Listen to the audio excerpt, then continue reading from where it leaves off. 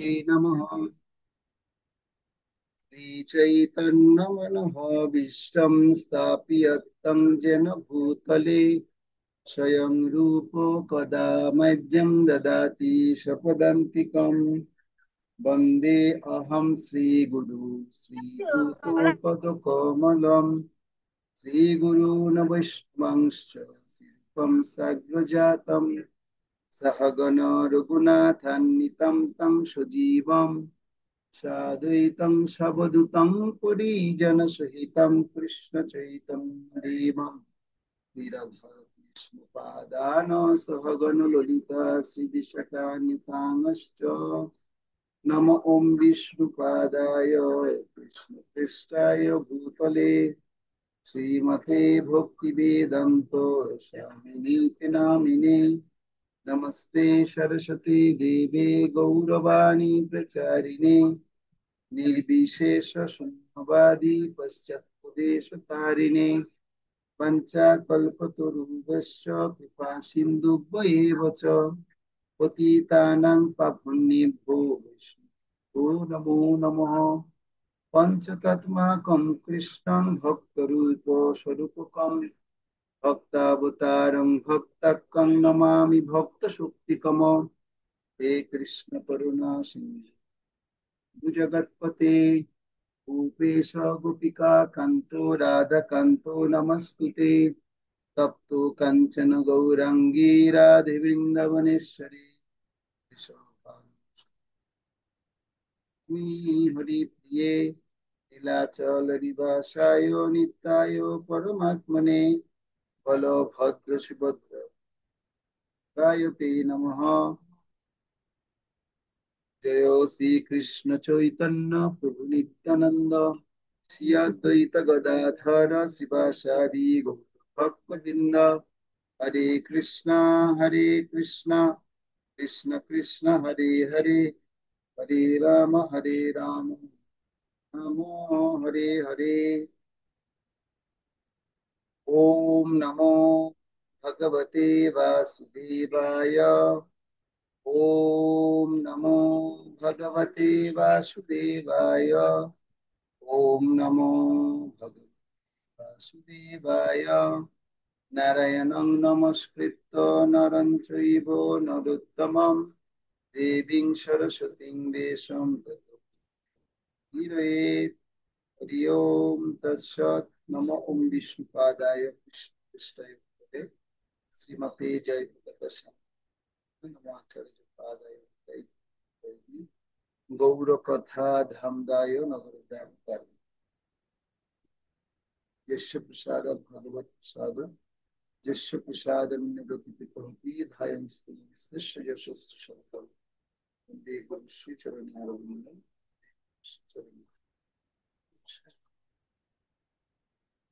हरे कृष्ण। উপস্থিত সমস্ত ভক্তদের সশ্রদ্ধ প্রণতি জ্ঞাপন করছি। সমস্ত বৈষ্ণবীদেরকে আজকের এই জীবনের প্রস্তুতির ক্লাসে অংশগ্রহণ করার জন্য যথাসময়ে উপস্থিত হওয়ার জন্য সবাইকে ধন্যবাদ জ্ঞাপন করছি। আমরা আলোচনা করছিলাম গত ক্লাসে কি বিষয়ে আলোচনা করছিলাম, কেউ কি কারো মনে আছে কি বিষয় নিয়ে আলোচনা করেছি?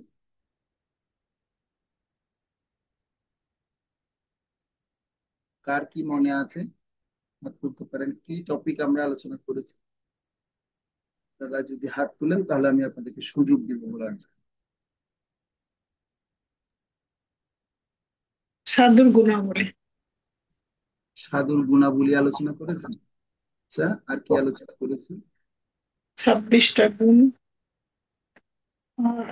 বৈষ্ণবের 26টি গুণের কথা বলেছে। আচ্ছা, আর কি বলেছি?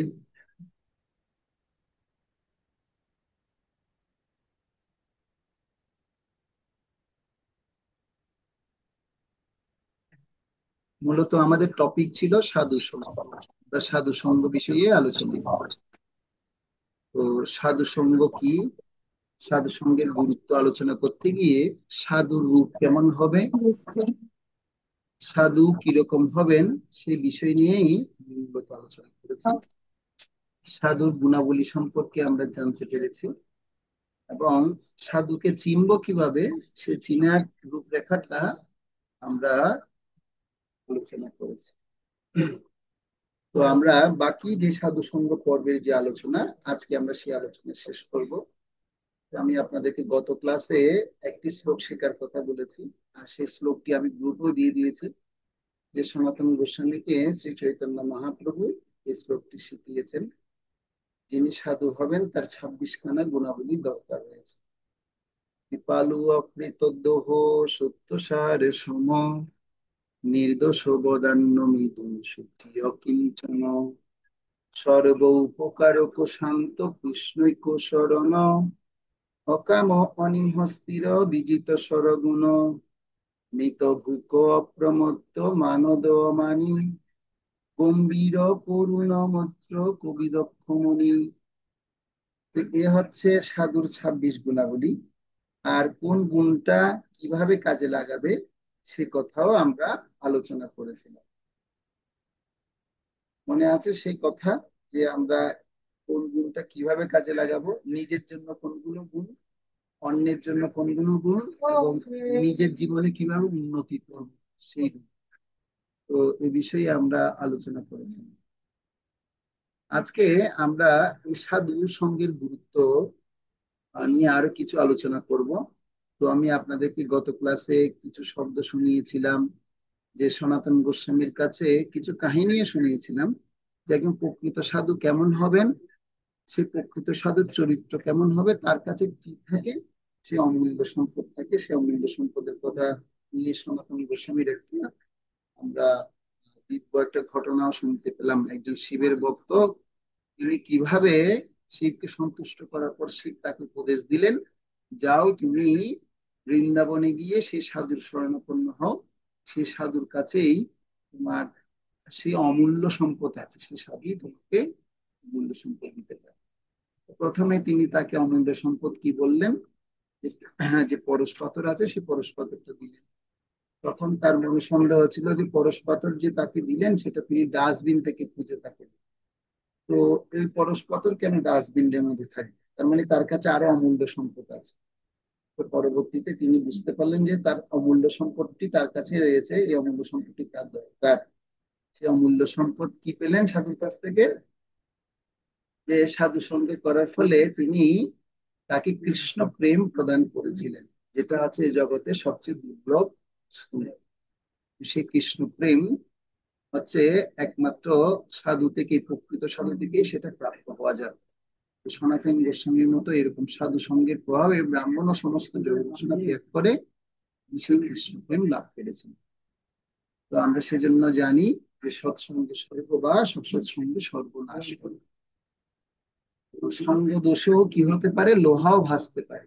যার স্বভাব, চিন্তা, রুচি এবং চরিত্রে একরকম, তারা তার, হ্যাঁ, যার চরিত্র যেরকম তিনি সেই ব্যক্তির সেভাবেই সেই চরিত্রের ব্যক্তিকেই কি করতে চান, সেই চরিত্র ব্যক্তির সাথে মিশতে চান। সেজন্য যদি আমরা, আমার চরিত্র যদি একটু কি থাকে, যদি ইন্দ্রিয় উপভোগের মতো যদি ব্যস্ত থাকে, তাহলে আমি ইন্দ্রিয় ভোগ করেন ব্যক্তির সাথে মিশতে চাই। আমার চরিত্র যদি আকাঙ্ক্ষা থাকে যে আমি ভগবানের প্রতি অনুশীলন করব, তাহলে আমি এরকম সাধু সুলভ ব্যক্তিকেই আমি খুঁজবো, যিনি আমাকে কি করবেন, এই দিক নির্দেশনা প্রদান করতে সমর্থ হবেন। তো সেজন্য আহ আমরা সাধু সঙ্গের গুরুত্ব সম্পর্কে আলোচনা করেছিলাম, এবং আমি আপনাদেরকে আলোচনা করতে করতে এই পর্যায়ে পর্যন্ত আলোচনা করিয়েছি, এবং নারদ মুনির কথাও আপনাদেরকে শুনিয়েছি, যে নারদ মুনিও সাধু সঙ্গের প্রভাবে তিনি কিভাবে একজন মহান মনীষীতে পরিণত হতে পেরেছিলেন। তো আজকে আমরা আরো কিছু উপমা শুনবো, আরো কিছু আমরা জীবন্ত লাইভ দৃষ্টান্ত আমরা দেখতে পাবো, যারা সাধু সঙ্গের প্রভাবে তাদের জীবনকে পরিবর্তন করতে পেরেছে। তো আমি আপনাদেরকে আরেকটা কাহিনী শুনতে চাই। নারদ মুনির পাশাপাশি আমরা এখন যে কাহিনীটি শুনবো সেটি হচ্ছে মৃগারি। তো আপনারা সবাই কম বেশি মৃগারির কাহিনী জানেন। মৃগারির অদ্ভুত পরিবর্তন। তো মৃগারি কে ছিলেন? তিনি একজন দস্যু ছিলেন। প্রকৃতপক্ষে তিনি কোনো মানে সাধারণ মানুষ যেভাবে কষ্ট করে জীবিকা উপার্জন করে সে মানে টাকা রোজগার করে তার পরিবারকে ভরণ পোষণ করাতো, মিগারি ঠিক ওইরকম সাধারণ জীবনযাপন থেকে একটু অদ্ভুত কি ছিল তার আচার আচরণ ছিল। অর্থাৎ সে কি করতো, বনের মধ্যে পশু, মানুষ, এই সমস্ত ব্যক্তিদেরকে, মানুষদেরকে বধ করে হত্যা করে তাদের থেকে ছিনতাই করে তাদের ধন সম্পদ আহরণ করতো। এবং পশু পাখিদেরকে কি করতো, অত্যন্ত মানে কি করে বধ করে তিনি তার জীবিকা নির্বাহের জন্য সে টাকা রোজগার করতো। এবং সে অর্থ দ্বারা সে কি করতো, তার পরিবারের ভরণ পোষণ করতো। তো একবার নারদ মুনি সে পথ দিয়ে যখন যাচ্ছিলেন, নারদ মুনিকেও সেই মৃগারি কি করেছে, অ্যাটাক করেছে, তা আক্রমণ করেছে। যখন আক্রমণ করেছে তখন মৃগারি নারদ মুনি বলছে, আচ্ছা দাঁড়া দাঁড়া দাঁড়া, তুমি তো আমাকে আগে মারার আগে বা তুমি আমার থেকে জিনিস ছিনিয়ে নেওয়ার আগে তোমাকে আমি একটা প্রশ্ন করছি, তুমি কি আমার সেই প্রশ্নের উত্তর দিতে পারো? বলছে, হ্যাঁ বলুন, কি প্রশ্ন আপনি? আপনি কি আমার প্রশ্ন করে আমার থেকে হাত থেকে রক্ষা পেতে চাইছেন? ওইসব ছলনা আমার সাথে চলবে না। যে আসলে না, আমি ওইসব ছলনা করতে চাইছি না। আমি তোমার কাছ থেকে জানতে চাইছি যে তুমি আহ তুমি যে এই যে পাপ কর্ম করে যে অর্থ উপার্জন করছো, তো তোমার এই পাপের ভাগে কি তোমার পরিবার বহন করবে? বলছে, কি অদ্ভুত কথা বলছেন আপনি, কেন বহন করবে না? আমি আমার এত কষ্ট অর্জিত অর্থ তাদের জন্য আমি কি করছি, রোজগার করছি, এত পাপ কর্ম করে আমি কি করছি, তাদেরকে ভরণ পোষণের জন্য চেষ্টা করছি, তারা কি আমার অর্থের ভাগে হবে না? এই সমস্ত কথা কেন বলছেন? জি, আপনি একবার আপনার বাড়িতে গিয়ে জিজ্ঞাসা করুন যে আপনি যে এরকম পাপাচার করে যে অর্থ ইনকাম করে তাদের ভরণ পোষণ করছেন, তো সে সমস্ত পরিবার বর্গরা কি আপনার সেই অর্থের দ্বারা কি তারা করতে পারবে? তারা কি আদৌ কি আহ, তারা আপনার পাপ কি নিবে?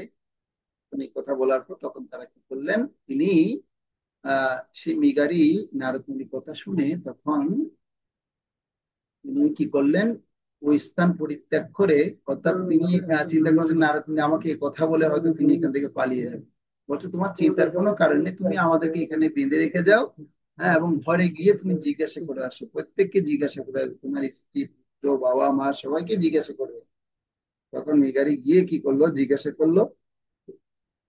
আর জিজ্ঞাসা করার পর তখন তাকে জিজ্ঞাসা মানে তাকে পাঠালো। তখন মিগারি কি করলো, তিনি তার বাড়িতে গেলেন। বাড়িতে গিয়ে তিনি এবার প্রথমে বাবা মাকে জিজ্ঞাসা করলেন, বাবা বাবা, পিতাশ্রী, মাতাশ্রী, আমি তো এত কষ্ট করে রোজগার করে আনলাম, আমি তো কি পশুবধ করে, মানুষ থেকে ছিনতাই করে এই ধরনের কি করছি আমি, মানে বধ করে এই ধরনের টাকা পয়সা রোজগার করে তোমার জন্য, তোমাদের জন্য নিয়ে আসছি। তো তোমরা কি আমার এই পাপের ভাগ কি নিবে? তখন তার বাবা মা হেসে বলছে, কি বলছে পুত্র? পুত্রের কর্তব্য হচ্ছে পিতা মাতাকে কি করা, ভরণ পোষণ করা। এখন পুত্র সে কিভাবে রোজগার করে এনে পিতা মাতাকে ভরণ পোষণ করাবে, দায়িত্বটা সেটা পুত্রের। কিন্তু তাই বলে যে পুত্রের পাপ পিতা মাতা নেবে, এরকম কোনো কিন্তু কি নেই, এরকম কোনো কিন্তু নিয়ম কিন্তু নেই। তুমি সেটা ভুল করছো। তখন এই কথা শুনে সে অত্যন্ত কষ্ট পেল। সে বলছে, কি রে, এই সাধু ব্যক্তি তো যা বলছে তাই তো ঠিক কথা বলুন।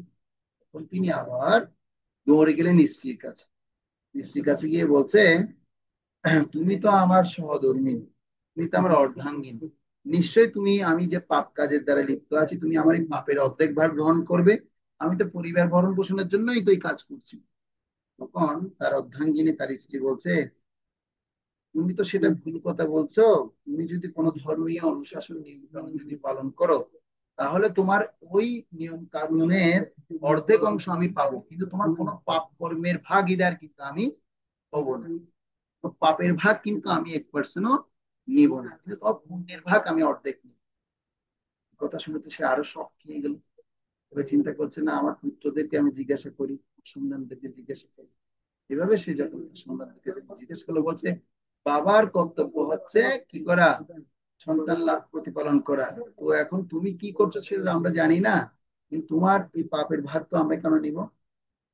তোমারটা তোমার থেকে ভোগ করতে হবে। এই বলে তখন সে এই নারদ মুনির কথা একদম পুরা হৃদয়ের মধ্যে গেঁথে গেল। সে দৌড়ে নারদ মুনির কাছে আসছে। সে বলছে, প্রভু প্রভু, আমি তো বাড়িতে দৌড়ে গেলাম, গিয়ে জিজ্ঞাসা করলাম, কেউ তো আমার পাপ কি করতে চাইছে না, নিতে চাইছে না। তো এখন আমি কি করবো প্রভু? তখন নারদ মুনি তাকে এবার সদুপদেশ দেওয়া শুরু করলেন। তখন নারদ মুনি তাকে বললেন যে আসলে এবার দেখো, যে তুমি যে এত পাপ করেছো, জীবনে কত পশু তুমি বধ করেছো, কত পাখি পশু পাখিকে তুমি অর্ধমৃত অবস্থায় রেখে মেরে তুমি রেখেছো, তারা কত কষ্ট পেয়েছে তারা। হম। তো তোমার এই পাপ, যেহেতু তুমি এত পাপ করেছো, তো তোমার এই পাপের ফল তো তুমি ভোগ করতে হবে। তুমি বলছে, আসলে আমি তো অজ্ঞাত অবস্থায়, অজানা অবস্থায় আমি পাপ করেছি। তো আমার এই পাপের ফল তো তাহলে আমাকে ভোগ করতে হবে। তাহলে এই ফল, এই পাপ থেকে প্রায়শ্চিত্তের কি পন্থা আছে? তখন নারদ মুনি বলছেন যে আসলে তুমি তো অজানাতে অনেক পাপ করেছো, জেনেও পাপ করেছো। একটা বিষয় হচ্ছে, যদি অজানাতে করলে পাপ জানাতে ছাড়ে, জানাতে করলে পাপ আবার জীবনে না ছাড়ে, একটা বাক্য আছে, শুনেছি কিনা আপনারা জানেন? যে অজানাতে করলে পাপ কি করতে পারে, জানাতে ছাড়ে, আর যদি জানাতে করি পাপ তাহলে জীবনে না ছাড়ে, এরকম একটা বাক্য আছে। তো এখন আমাদের যারা পরিস্থিতি, আমাদের পরিস্থিতি কিন্তু ভিন্ন। আমরা কি করি, এরকম জেনেও পাপ করি, অজানা অবস্থায়ও পাপ করি। তো জেনে এবং অজানাতে দুইভাবেই আমরা কি করি, পাপ করি। ওই মৃগারীর এই পাপের কথা তখন নারদ মুনি তাকে স্মরণ করিয়ে বলল, তাহলে তুমি এখন কি করো, তোমার এই পাপের থেকে প্রায়শ্চিত্ত যদি করতে চাও, ভগবানের দিব্য নাম তুমি কি করো, জপ করো। যদি ভগবানের দিব্য নাম জপ করতে পারো, তাহলে তুমি এই পাপ থেকে কি হতে পারবে, মুক্ত হতে পারবে। এটা হচ্ছে সাধু সঙ্গের ফল। লবে মাত্র সাধু সঙ্গে সর্বসিদ্ধে। তো পরবর্তীতে এই মৃগারী, তিনি এই ভগবানের দিব্য নাম জপ করতে করতে তিনি এক মহান ভক্তে পরিণত হয়েছিলেন। বলছে, তাহলে আমি ভগবান যদি দিব্য নাম জপ করি, আমার কি খাবার দাবার মিটবে? বলছে, অবশ্যই তোমার খাবার দাবার মিটবে। ভগবানের পথে যদি কেউ থাকে, কখনো তার থাকা, খাওয়া এবং পড়ার কখনো অভাব হয় না। এটা কিন্তু সবার মনে রাখতে হবে। যদি কেউ ভগবানের পথে থাকবে, তাহলে তার কি কি উপকার হবে? তার কখনো থাকার অভাব হবে না, পড়ার অভাব হবে না, আর খাওয়ার অভাব হবে না। তো আমরা যারা কৃষ্ণ ভাবনামৃতে এখানে যারা যুক্ত হয়েছি, আমাদের থাকা খাওয়া পড়ার জন্য কখনো চিন্তা করতে হবে না। কিন্তু চিন্তা করছি নাকি থাকা খাওয়া অভাব কি হবে? সেজন্য যারা কৃষ্ণ ভাবনাময় হচ্ছি, তারা ভগবানের চরণে সমর্পিত করার জন্য চেষ্টা করছি, ভগবানকে ভক্তি করার অনুশীলন করে প্রয়াস করছি। ভগবান নিশ্চিত ভাবে তার ভক্তের জন্য এই থাকা খাওয়ার পড়া তিনি ব্যবস্থা করেন। মৃগারী যখন, তিনি যখন এইভাবে ভগবানের ভক্ত হয়ে গেছে, শুনেছে, এখন পুরা পাড়া প্রতিবেশীরা সবাই এই মৃগারীকে দেখতে আসছে। মানে কিভাবে দেখতে আসছে, খালি হাতে তো কেউ আসছে না। আমরা যদি ভগবানের মন্দিরে গেলে, ভগবানকে যখন দেখতে যাই কি করি, হাতে ফল নিয়ে যায়, ফুল নিয়ে যায়, বিভিন্ন রকমের দুর্বাদি নিয়ে যায়, নিয়ে যায় না ভগবান মন্দিরে? তো এগুলো নিয়ে আমরা ভগবানের মন্দিরে যাই দেখতে। এখন এই সাধুকে দেখতে গেছে, এখন এই সাধুকে, মৃগারী কি হয়ে গেছে, মৃগারী সাধু হয়ে গেছে, আর বিশাল এই নাম তার চারিদিক দিয়ে ছড়িয়ে পড়েছে। এখন এই কাহিনী যখন পুরাটা যখন নাকি হয়েছে, যখন চারিদিক দিয়ে ছড়িয়ে গেছে, সবাই দূর দূরান্ত থেকে সেই মৃগারীকে দেখতে আসছে। আর দেখতে আসার সময় তারা বিভিন্ন রকমের জিনিসপত্র সব নিয়ে আসছে, নিয়ে এসে এসে সেই মৃগারী ঘর স্তূপ করে গেছে।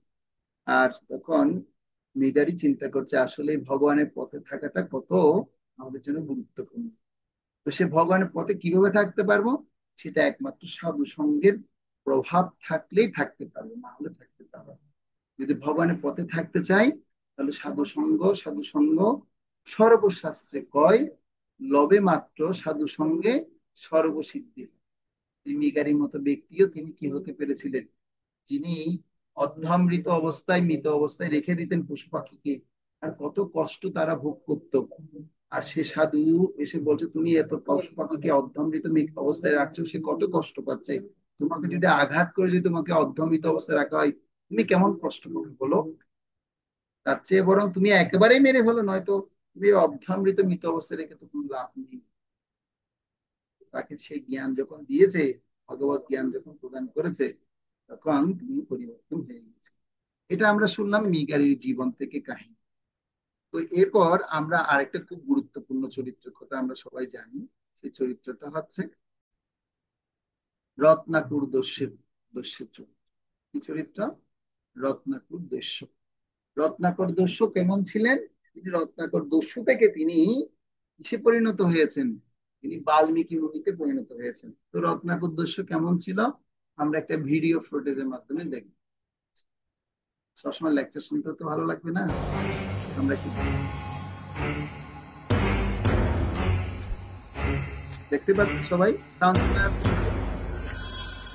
সাউন্ড শোনা যাচ্ছে? হ্যাঁ প্রভু, শোনা যাচ্ছে। ঠিক আছে।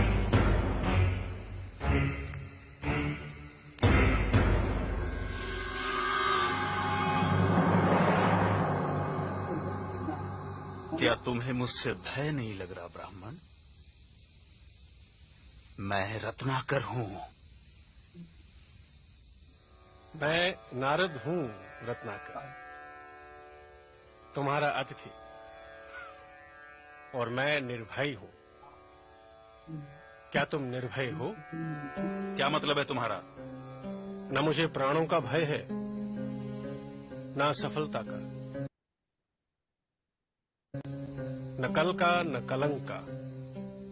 और कोई भय है जो तुम जानते हो? अब तुम बताओ, क्या तुम निर्भय हो? हाँ, मैं निर्भय हूँ। मुझे न प्राणों का भय है, न असफलता का, न कल का, न कलंक का। तो फिर यह वन में छिपकर क्यों रहते हो? क्या राजा से डरते हो? नहीं। प्रजा से डरते हो? नहीं।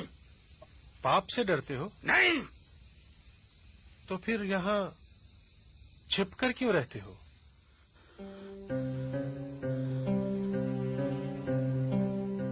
उत्तर मैं देता हूं। पाप करते हो और पाप से डरते हो।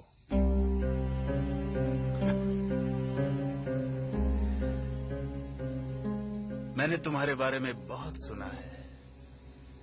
देवताओं के कवि, तुम मुझे फुसला नहीं सकते। न मैं पाप से डरता हूं, न पुण्य से, न देवताओं से, न दानवों से, न राजा से, न राज्य से, न दंड से, न विधान से। मैंने राज्य के साथ द्रोह किया है, मैंने समाज के साथ द्रोह किया है, इसलिए यहां बीहड़ों में रहता हूं। ये प्रतिशोध है मेरा। क्या था वो पाप जिससे तुम डरते हो? मुझे इतना मत उकसाओ कि मैं तुम्हारी हत्या कर दूं। नारद, इतना तो मैं जान ही चुका हूं कि पाप और पुण्य की परिभाषा हमेशा ताकतवर तय करते हैं और उसे कमजोरों पर थोपते हैं। मैंने साम्राज्यों का विस्तार देखा है, हत्या से,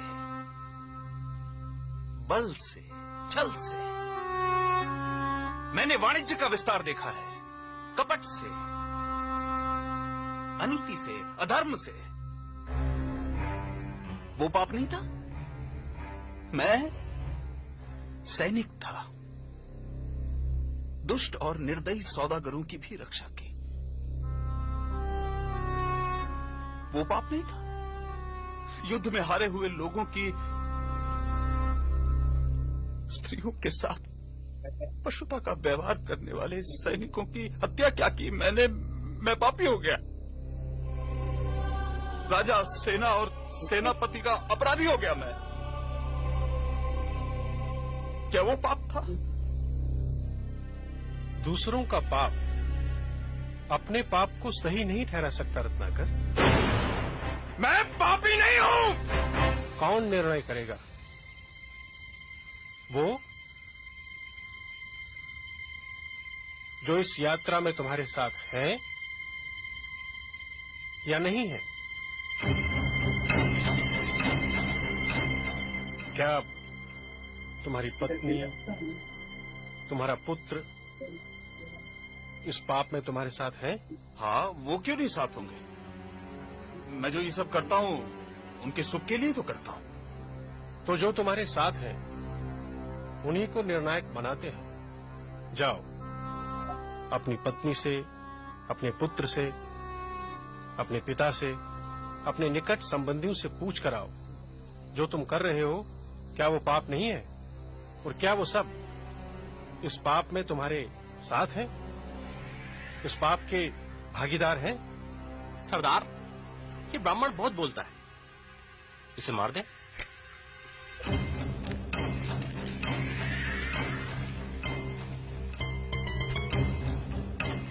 नहीं, इसे तो मैं अपने हाथों से मारूंगा, परंतु पहले इसके प्रश्नों के उत्तर तो दे दूं।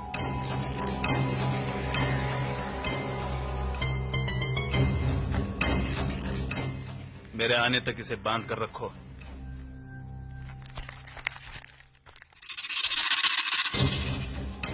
कड़ी नजर रखना इस पर।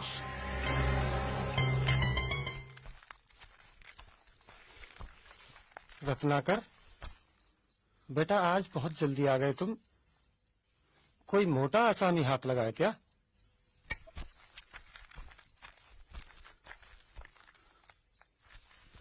क्या बात है स्वामी, आज आप प्रसन्न दिखाई नहीं दे रहे? मैं जो कर रहा हूं क्या वो पाप है? ये तू कैसी बहकी बहकी बातें कर रहा है आज?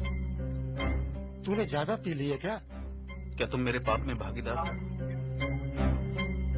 ये तू क्या पूछ रहा है? क्या तुम मेरे पाप में भागीदार हो? नहीं स्वामी, मैंने आपके सुख में दुख में साथ देने की कसम खाई है, आपके पाप में भागीदार होने की नहीं।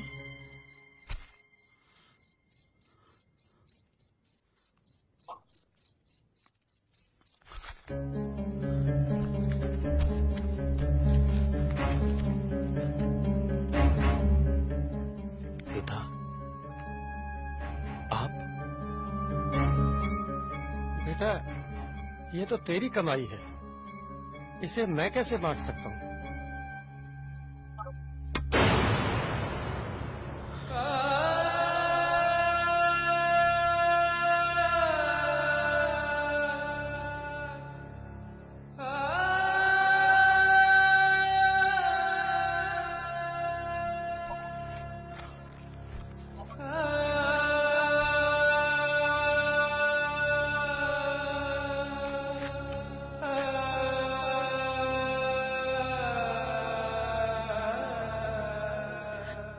पथ शुभ हो स्वामी।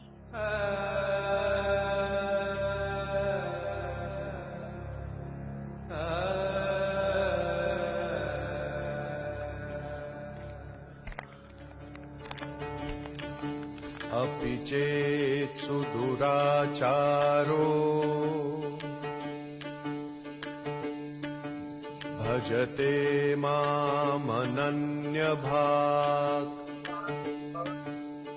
साधुरेव समन्तव्यः सम्यग् व्यवसितो हि सः।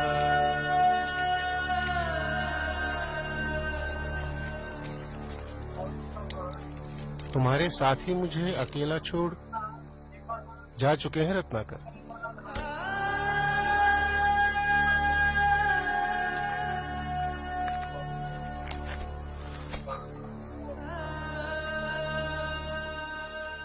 क्षमा देवर्षि, क्षमा। अब तो मैं भी अकेला ही हूँ। नहीं रत्नाकर, तुम ही अपने मित्र और तुम ही अपने शत्रु हो। तुम्हारे पुराने संसार की रचना भी तुम ही ने की थी, तुम्हारे नए संसार की रचना भी तुम ही करोगे। इसलिए उठो और अपने पुरुषार्थ से अपना भविष्य लिखो। राम राम, तुम्हारा पथ शुभ हो। जयति जगति मायां यस्य कायाधवस्ते वचन रचनमेकं केवलं चाकलय्य ध्रुवपदमपि यातो यत्कृपातो ध्रुवोऽयं सकलकुशलपात्रम् ब्रह्मपुत्रम् नतोऽस्मि। इस कहानी के इस डाकू ने अपने संसार को छोड़ फिर एक नए संसार की रचना की, जिसे हम रामायण के नाम से जानते हैं। इतिहास कहता है कि अतीत का डाकू रत्नाकर ही भविष्य में राम कथा का रचयिता वाल्मीकि बना। ठीक कहा था देवर्षि नारद ने, असीम संभावनाओं का स्वामी मनुष्य काश खुद को पहचान पाता। হরে কৃষ্ণ। ধরুন ভক্তবৃন্দ, এটা দেখে কি শিক্ষা লাভ করা যায়? এই যে ভিডিওটা দেখলাম, এটা দেখে কি আদৌ কিছু শিক্ষা লাভ পেয়েছি আমরা? আচ্ছা, অনন্যা মনে হয় কিছু বলবে। তুমি কি হিন্দি বুঝতে পেরেছো অনন্যা? হ্যাঁ প্রভু, বুঝতে পেরেছি। आपको हिंदी आता है सबको? প্রভু, মানে কিছু কিছু বুঝি নাই, हम्म। কিন্তু হিন্দি মুভি দেখার কারণে এগুলো বুঝছি। আচ্ছা, তাহলে হিন্দি মুভি দেখেও লাভ হয়েছে, তাই তো? হ্যাঁ। আচ্ছা, হিন্দি, ইংরেজি আর বেঙ্গলি তিনটাতে এক্সপার্ট হতে হবে। আচ্ছা, বলছি তাহলে কি বুঝতে পেরেছি একবার শুনি। দস্যু রত্নাকর, মানে দস্যু থেকে একদম বাল্মীকি মনিতে পরিণত হয়েছে এভাবে, নিজের ভুল নিজে শুধরাতে পেরেছে। আর কি কি শিক্ষা লাভ পেয়েছি আমরা, আর কি কি শিখেছি? বৃন্দা থেকে একটু জানি। বৃন্দা বলো। হরে কৃষ্ণ, প্রণাম প্রভু। প্রভু, আমরা এখান থেকে শিক্ষা পেয়েছি যে শুদ্ধ ভগবত ভক্তের তত্ত্বাবধানে ভক্তি সেবা অনুশীলন করলে আমরা মুক্তি পাবো সমস্ত পাপ থেকে। লয় মজুমদার বলুন, আর কি কি শিক্ষা লাভ করতে পেরেছি? হরে কৃষ্ণ, প্রণাম প্রভু। প্রভু, আমি এটা থেকে শিখতে পেরেছি যে ভক্ত সঙ্গের প্রভাবে যে একজন আহ, রত্নাকরের মতো একজন মানুষও যে এত মহান ভক্ত হতে পারবে, যে শুধুমাত্র সাধু সঙ্গের প্রভাবে। আর আরেকটা জিনিস হচ্ছে যে প্রভু, পৃথিবীতে কেউ আপন নয়, একমাত্র ভগবানই আপন। আচ্ছা, মাত্র ভগবানই আপন, বাবা মা আপন নয়? প্রভু, মা মা বাবা তো এ জন্মে থেকেছে, আর ভগবান তো জন্মে জন্মে থাকে। ওরে বাবা, এটা তো ভুল সিদ্ধান্ত। তাহলে তো আমরা মুশকিলে পড়ে যাব, বলবে মাতাজি। আচ্ছা, ঠিক আছে, এগুলো থেকে আমরা আর লেসন আমরা পাবো, আমরা শিখবো। আর উত্তরা মাতাজি বলো।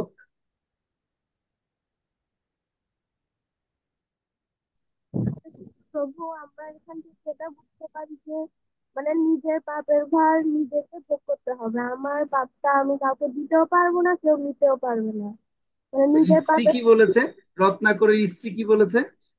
মানে তার বাপের ঘরে স্ত্রী কেন নিবে? এই জন্মের জন্যই তো আছে, সুখ দুঃখ একসাথে যেটা করবে। হ্যাঁ, বাপের ঘর নিতে পারবে না, আচ্ছা, পাপের ভাগ কেউ নিবে না। আচ্ছা, কেউ নিতে পারবে না, চাইলেও পারবে না। কেউ চাইলেও পারবে না। আচ্ছা, অন্যরা বসে আছেন কোন সুখে আর দুঃখে, আপনারা কিছু হাতও তুলছেন না, কিছু বলছেনও না। হ্যাঁ, না আপনারা কিছু বুঝতে পারেন। আচ্ছা, যাই হোক, আমি এবার আপনাদেরকে একটা হোমওয়ার্ক দিচ্ছি। সেই হোমওয়ার্কটা হচ্ছে, এই ক্লাসের রেকর্ডটা আপনারা আবার শুনবেন, এই সেম ভিডিওটা আপনারা আবার দেখবেন। দেখে নারদ মুনি এবং রত্নাকর দস্যুর মধ্যে যা কথোপকথন হয়েছে, রত্নাকর দস্যু যা কথাবার্তা বলেছে, সব কথাগুলো অ্যাজ ইট ইজ আপনারা নোট করবেন। আপনাদের শুধু হোমওয়ার্ক থাকবে এটা। হোমওয়ার্ক কি থাকবে?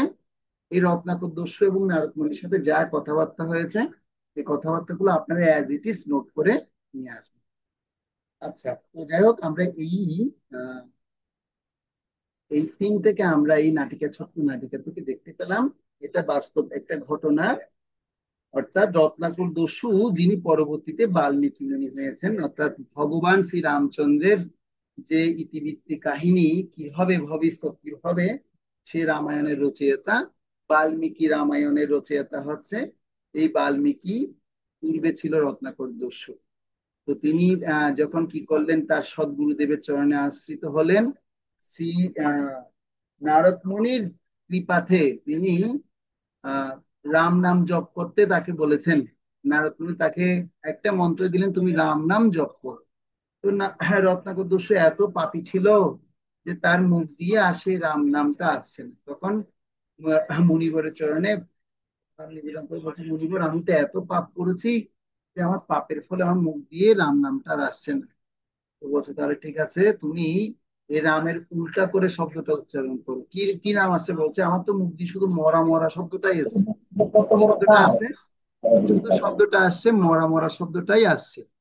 তখন নারদ বলছে ঠিক আছে, তুমি তাহলে এই মরা মরা এই এই শব্দটাই উচ্চারণ করতে থাকো, আর এই জায়গায় বসে তুমি সেই উচ্চারণ করতে করতে তুমি সিদ্ধি লাভ করো। তখন তিনি মরা মরা উচ্চারণ করতে করতে করতে করতে করতে করতে সে মরা থেকে কি হলো? রাম আসলো। রামকে উল্টো করলে কি হবে? মরা হবে। আর মরাকে উল্টা করলে কি হবে? রাম হবে। তখন সে রাম রাম রাম রাম রাম রাম রাম শব্দ যখন শুদ্ধভাবে যখন উচ্চারণ হচ্ছে না, তখনই বেশ কিছুদিন পর তিনি যখন ওই জায়গা দিয়ে এসছেন, এসে দেখতে পাচ্ছেন কি আরে এই জায়গা তো আবার একটা শিষ্যকে আমি মন্ত্র দিয়ে গেছি, তখন ওই এই জায়গা থেকে আবার রাম নাম শব্দটা বের হচ্ছে কেন? তখন দেখতে পেলেন সেখানে ডিপি হয়ে গেছে, যে আমরা ছবিতে দেখলাম না, সে তপস্যা করতে করতে তার কি হয়ে গেছে, বিয়ের ডিপি জন্মে গেছে। এই যে দেখুন, এটা দেখা যাচ্ছে, এই যে ডিপি পড়ে গেছে, আর সেই ডিপিতে ঢেকে পড়ে গেছে, তার মাংস পিণ্ড সব কি হয়ে গেছে, একদম পুরা মাটির সাথে মিশে গেছে। তার নারদ মুনি তাকে কমণ্ডল জলের দ্বারা তাকে আবার পূর্ণ দেহ অবয়ব প্রদান করলেন। প্রদান করার পর মুনিবের কাছে প্রণাম নিবেদন করে বলছেন, তোমার দেহ এখন পূর্ণ শুদ্ধ হয়ে গেছে, এবার তুমি কি করো? রামায়ণ রচনা করো।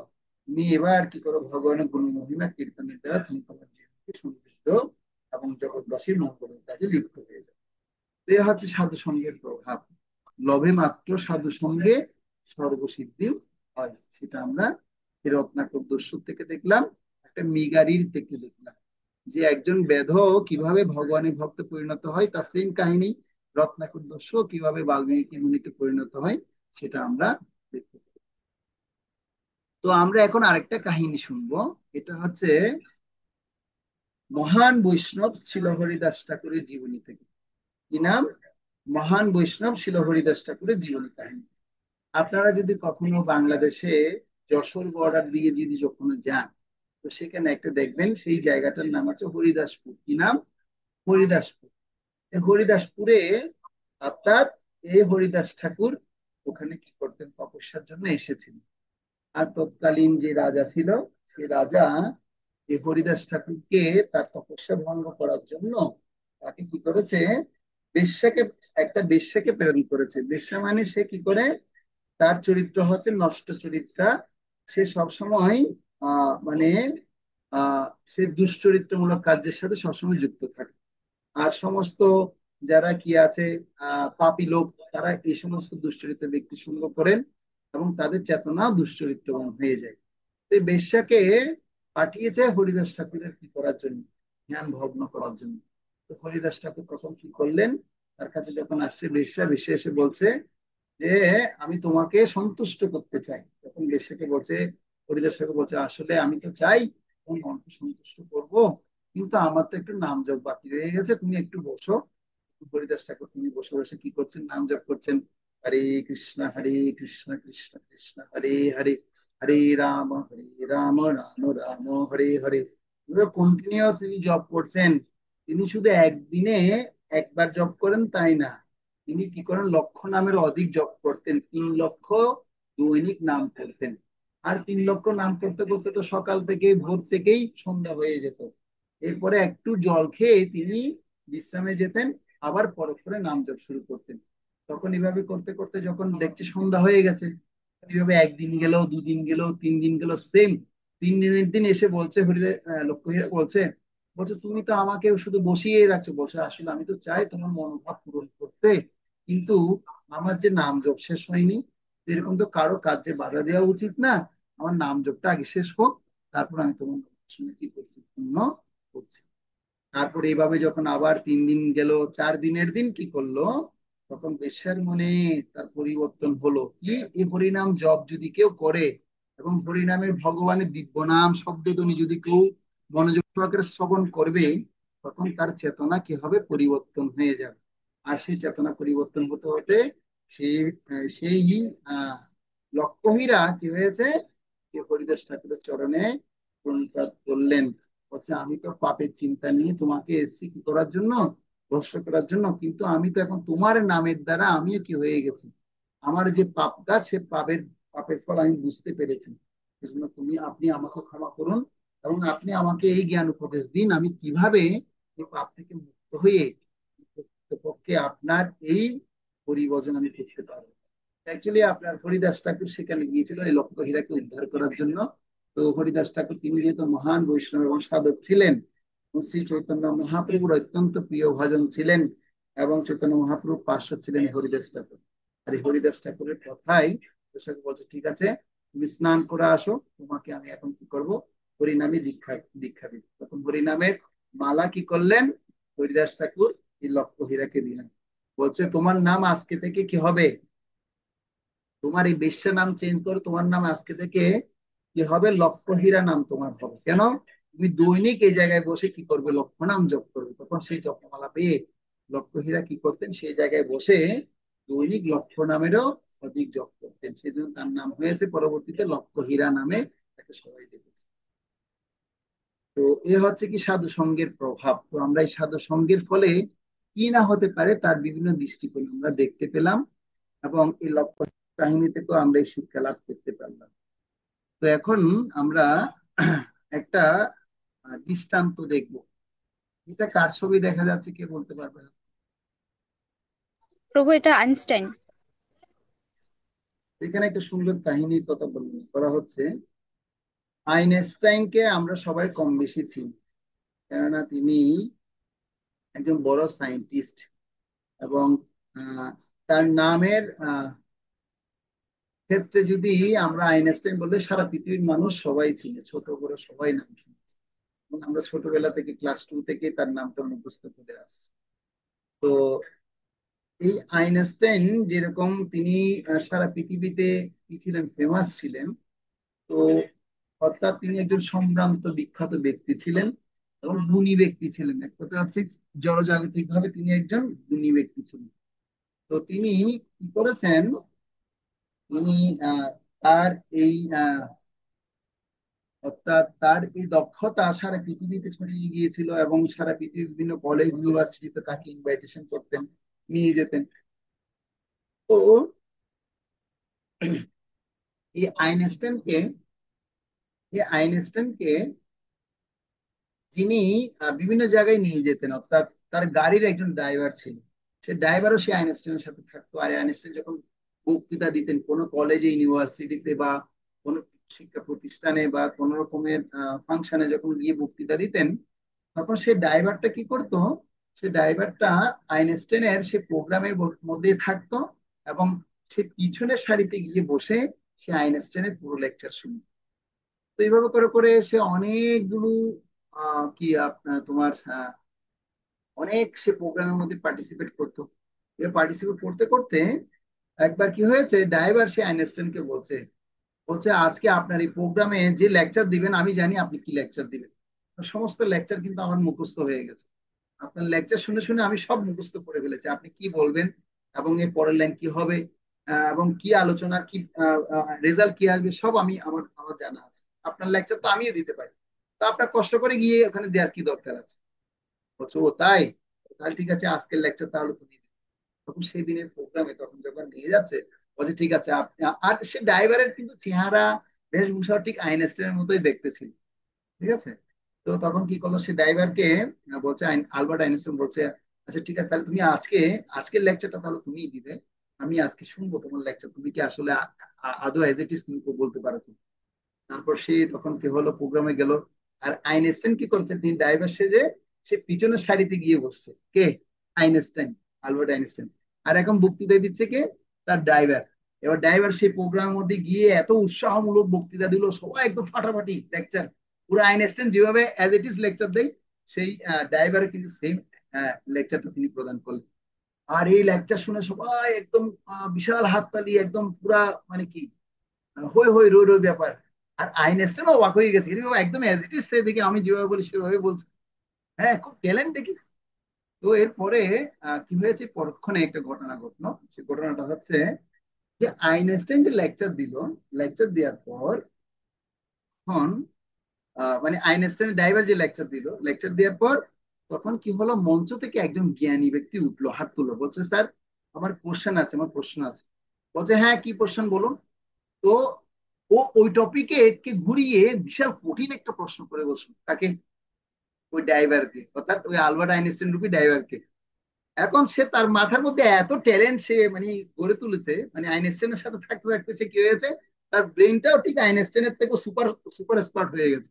সে বলছে ও তোমার এই প্রশ্ন, আসলে প্রশ্নটা খুব জটিল ছিল, আর সেই প্রশ্নের উত্তর কিন্তু কার কাছে জানা নেই, এই ড্রাইভারের কাছে জানা ছিল না। তখন সেই প্রশ্নের উত্তরে সে কি বলছে, বলছে তোমার এই প্রশ্ন, এটা তো খুব সহজ প্রশ্ন, এই প্রশ্নের উত্তর তো আমার ড্রাইভারে বলতে পারে। ড্রাইভারকে, ড্রাইভার হচ্ছে আইনস্টাইন, যে পিছনের সারিতে বসে কি করছে, সে শুনছে। তো তখন বলছে তোমার এই প্রশ্নের উত্তর তো আমার ড্রাইভারই বলতে পারে, দেখি ড্রাইভার তুমি বলো তো দেখি আমার প্রশ্নের উত্তরটা কি, এই প্রশ্নের উত্তরটা বলে দাও। তখন আইনস্টাইন চিন্তা করলে আসলে এই তো সুপার ট্যালেন্ট, দেখি আমি কি ট্যালেন্ট, সে আমার থেকে দেখি অনেক বেশি ট্যালেন্ট। তো এখন আপনারা বলবেন, এই যে আমি যে গল্পটা বললাম, যে কাহিনীটা বললাম, দেখতে বাস্তব কাহিনী, কিন্তু এখানে দেখতে পাচ্ছেন যে ড্রাইভার আইনস্টাইন আছে, আর আইনস্টাইন, আলবার্ট আইনস্টাইন আছে। তো আপনারা বলুন এই গল্পের শিক্ষা থেকে কি লাভ করতে পারি? রাধিকা বলো। শুনলাম। এই এই কাহিনীটা থেকে আমরা এটা শিক্ষা নিতে পারি যে উপস্থিত বুদ্ধি দিয়ে অনেক কিছুই করা যায়। না, আমি আরেকটু ডিপলি জানতে চাইছি, এটার আনসার এটা হয়নি, আরেকটু আরেকটু ভালো আনসার হবে, কে বলতে পারবেন? হাত তুলুন। বৃন্দা বলো। হ্যাঁ, হরে কৃষ্ণ প্রভু। প্রভু এখান থেকে শিক্ষা পাই যে সঙ্গ, মানে সঙ্গ প্রভাবে অনেক কিছু হতে পারে। ভেরি গুড, সঙ্গ প্রভাবে অনেক কিছু হতে পারে, মানে সঙ্গ দোষে লোহাও ভাসতে পারে। তো আইনস্টাইনের যে যোগ্যতা ছিল, আইনস্টাইনের যে পারফরমেন্স ছিল, সে পারফরমেন্সটা পুরোপুরি মানে কি ড্রাইভার সে আয়ত্ত করেছে। এবং এরকম ব্যক্তির সাথে থাকতে থাকতে সে কি হয়ে গেছে, তার পুরো চেতনাটাও ঠিক ওইরকম ট্যালেন্টের মতো হয়ে গেছে। সেজন্য আমরা যদি সাধু সঙ্গের প্রভাবে যদি অনেক বেশি সময় যদি কাটাই, তাহলে আমরাও এরকম সাধুর মতো জীবনযাপন করতে পারবো। সৎসঙ্গে স্বর্গে বাস, অসৎসঙ্গে সর্বনাশ। সেজন্য এই কথাটা আমাদের প্রত্যেককে কি করতে হবে, এটা হৃদয় করতে হবে, অনুভব করতে হবে। ঠিক আছে? তো তার মানে আমরা সেটাই পেলাম যে এই গল্প থেকে শিক্ষা লাভ যেটা আমরা পেয়েছি, বুদ্ধিমান এবং জ্ঞানী লোকের যদি কি করি, জ্ঞানী লোকের যদি আমরা সঙ্গ করি, তাহলে আমরা অবশ্যই বুদ্ধিমান এবং জ্ঞানী হতে পারবো। কিন্তু এখন আমাদের ব্যাপার হচ্ছে কি, আমরা তো সেভাবে সঙ্গ করতে চাই না, আমরা কি করতে চাই, আমাদের যাদের ভালো লাগে, যারা আমার দোষগুলো কি করবে, ধরবে না, যারা আমি যেরকম বলবো সেরকম শুনবে, সে সমস্ত ব্যক্তিদেরই বেশিরভাগ আমাদের ভালো লাগে, তাই না? সত্যি কি মিথ্যা? হ্যাঁ। তো শিল প্রভুপাদও এরকম চমৎকারিতা দেখিয়েছেন, তিনি হিপি লোকগুলোকে হেপি বানিয়েছেন। কিভাবে হিপি লোকগুলোকে হেপি বানিয়েছেন তার একটা আমরা ভিডিও দেখি, তাহলে বুঝতে পারবো হিপি থেকে হেপি কি বানিয়েছেন। Lecturing in a storefront, living in an শোনা যাচ্ছে, দেখা apartment যাচ্ছে, in 26 নাম Second শোনা যাচ্ছে? Avenue. হ্যাঁ প্রভু।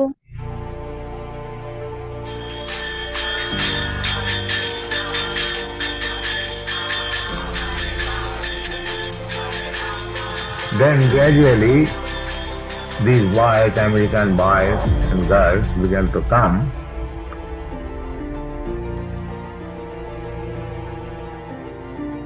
Then I started my kirtan in Tompkinson Square. More and more these young Americans they came to me.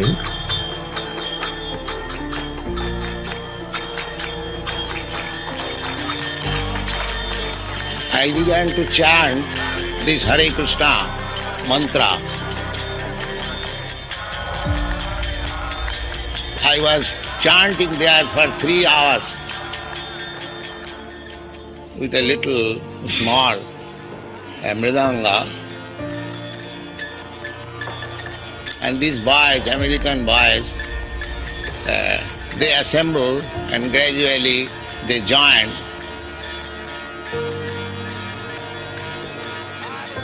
And it is increasing.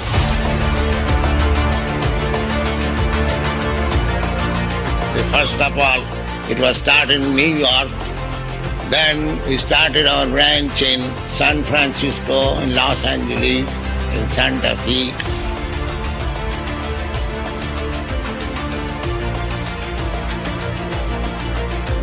In Buffalo, then here.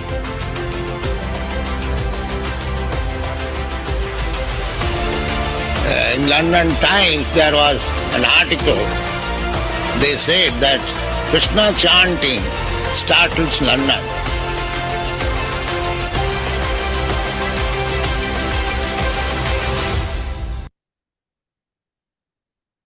শিল প্রভুপাদ এইভাবে কি করেছেন, মানে হিপি ব্যক্তিদেরকে সঙ্গ প্রভাবে সবাইকে হেপি করেছেন।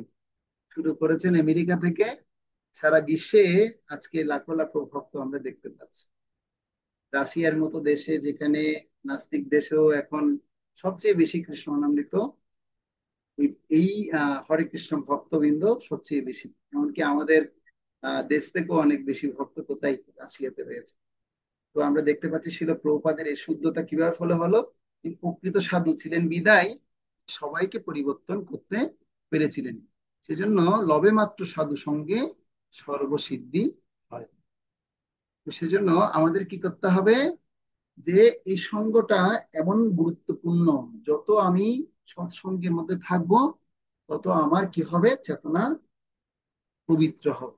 আর যত অসৎ সঙ্গে আমি থাকবো তত চেতনা আমার কি হবে, দূষিত হবে। তো এখন আমাদের তো বর্তমানে আমরা সঙ্গ বিভিন্ন ভাবে লাভ করি। আমাদের হাতে যে মোবাইল আছে, এই মোবাইলের সঙ্গের প্রভাবে আমরা এখন কি কোথায় চলে যাচ্ছি, কোথায় আমাদের চেতনা যে কোথায় নষ্ট হয়ে যাচ্ছে, কোথায় চেতনাকে ঠিক রাখবো তার কোনো সুযোগ নেই। মানে ইন্দ্রিয়গুলো এত শক্তিশালী, ইন্দ্রিয়গুলো সবসময় কি করে, মনের দ্বারা পরিচালিত হয়। আর মন হচ্ছে তো নিম্নগামী চিন্তা ভাবনা করে। মন শুধু মানে কি ডাউনের দিকে যেতে চায়। কেন? কারণ মন তো তোমার বুদ্ধির দ্বারা পরিসংসারিত নয়। বুদ্ধি তো আমাদের ধারালো না। বুদ্ধিকে তো আমরা ভালো মতো গীতা ভাগবতের শিক্ষা দিয়ে এখনো গড়ে তুলতে পারি। সেজন্য বুদ্ধিটাকে সুন্দর মতো মানুষ করতে হবে। অর্থাৎ কিভাবে মানুষ করতে হবে, তাকে এরকম প্রকৃত সাধু সঙ্গের কথা শুনতে হবে, শিল প্রভুপাদের লেকচার শুনতে হবে, গীতা ভাগবত করতে হবে, প্রতিদিন দিব্য হরে কৃষ্ণ মহামন্ত্র জপ করতে হবে, ভগবানের একটু অর্চনা পূজা করতে হবে। তাহলে মনটা শুদ্ধ থাকবে। আর এই শুদ্ধ মনে কখনো অপবিত্র কাজ করার জন্য চাইবে না, চাইলেও তাকে বাধা দিবে। পবিত্র কাজ করতে গেলে কি করবে, মনকে বাধা দিবে। সেজন্য এই পবিত্র মনের যে কাজগুলো, প্রথম হচ্ছে জ্ঞান এবং বৈরাগ্য উৎপাদন করা। তো জ্ঞান কিভাবে উৎপন্ন হবে, এভাবে প্রতি সপ্তাহে ক্লাস আমাদের করতে হবে খুব নিয়মিত সহকারে, এবং প্রতিদিন গীতা ভাগবতের কিছু না কিছু অংশ একটু পড়তে হবে। হয়তো একটা শ্লোক পড়লাম, কিছু কিছু শ্লোক আমার মুখস্থ করতে হবে।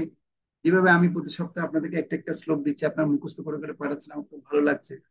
প্রতি সপ্তাহে যদি একটা একটা শ্লোক যদি মুখস্থ করে, তাহলে বছরে 56 সপ্তাহে আপনাদের 56 খানা শ্লোক মুখস্থ হয়ে যাবে। বল, 56 খানা শ্লোক মানে বছরে মুখস্থ হয়ে যাবে।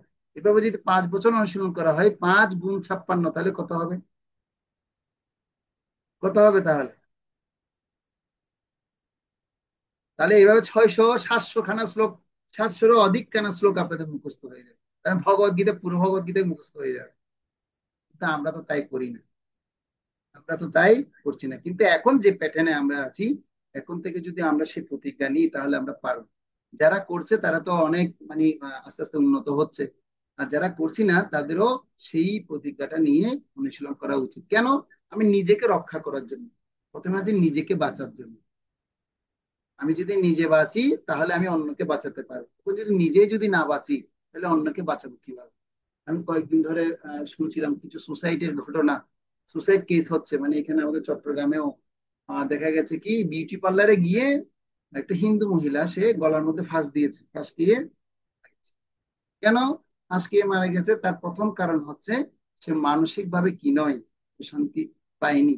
আর এই প্রশান্তির শিক্ষাও সে জানে না, গীতা ভাগবতের শিক্ষা কি সেটাও সে প্রাপ্ত হয়নি। তথাকথিত এমনি হিন্দু রূপে আমরা আছি, কিন্তু হিন্দুর যে প্রকৃত সনাতনী যে কৃষ্টির আচরণ, সে আচরণ সম্পর্কে আমরা জানি। কিন্তু এখন যারা আমরা শিক্ষা পাচ্ছি, তো আমরা যেন সে ভুল যেন কখনো ভবিষ্যতে যেন না করি, সে ভুল যেন কখনো আমরা ভবিষ্যতে যেন কি না করি। এগুলো হচ্ছে আমাদের চোখের দেখা থেকে শিক্ষা। সেজন্য মনের দ্বারা কখনো নিজেকে বিভ্রান্ত করা উচিত নয়।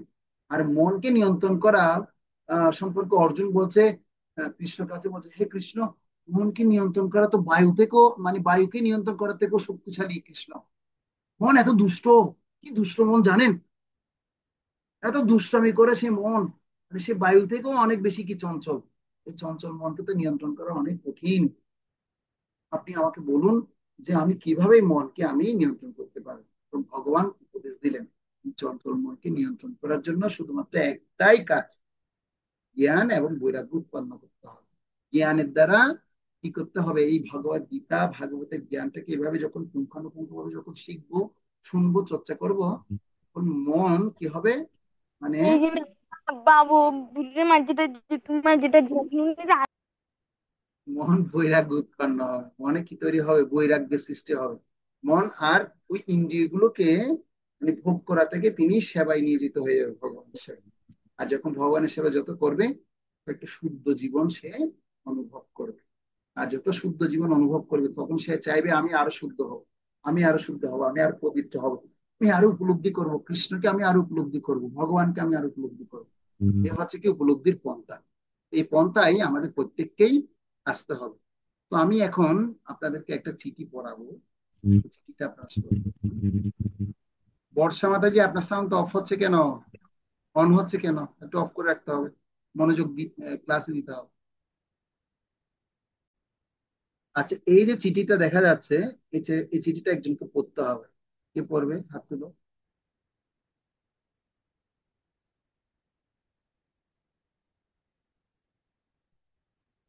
হ্যাঁ, কে পড়বে? বৃন্দা তো হাঁটাহাঁটি করছো, করতে পারবে? সাউন্ড অন করে পড়ো। হ্যাঁ, হরে কৃষ্ণ। প্রণাম। হরে কৃষ্ণ, বলো। হ্যাঁ, প্রিয় রাকেশ, তোমার শিক্ষকের কাছ থেকে তোমার বিষয়ে জানতে পেরে অত্যন্ত দুঃখিত যে তুমি আজকাল খারাপ ছেলেদের সঙ্গে মেলামেশা করে এদিক ওদিক ঘুরে বেড়াচ্ছ। তোমার সম্পর্কে তোমার শিক্ষক বেশ জোরালো অভিযোগ করেছেন এবং এটা ঠিক যে তোমার কাছ থেকে কখনো এরূপ আশা করা যায় না। এটা খুব বেদনাদায়ক যে তুমি ক্লাসে ফাঁকি দিয়ে সিনেমা দেখতে যাচ্ছ, এমনকি ধূমপান শুরু করেছো। এরকম প্রবণতা চলতে থাকলে সেটা আর বেশি দূরে নেই যে তুমি জুয়া খেলতে এবং মদ ও ড্রাগের নেশায় আসক্ত হয়ে পড়বে। তুমি অবশ্যই জানো যে একজন মানুষ এর সঙ্গ হিসেবেই পরিচিত হয়। যদি তুমি এভাবে খারাপ সঙ্গ করতে থাকো, তাহলে তোমার জীবন বরবাদ হবে। যেহেতু আমরা খুবই ধনী পরিবারের নই, তাই এক পয়সাও বাজে খরচ করে নষ্ট করতে পারি না। তাছাড়া বাবা তোমাকে নিয়ে খুব উচ্চাশা পোষণ করেন। তাই আমি তোমাকে উপদেশ ও পরামর্শ দিচ্ছি, এক্ষুনি ওই খারাপ সঙ্গ ত্যাগ করো এবং যত্ন সহকারে মন দিয়ে তোমার পড়াশোনা করো। আমি আশা করি তুমি আর কখনো এই প্রকার সুযোগ দেবে না, যাতে আমরা আর ওই প্রকার কোনো অভিযোগ পাই। ইতি শুভেচ্ছান্তে, তোমার প্রিয় দাদা ঋষিকেশ।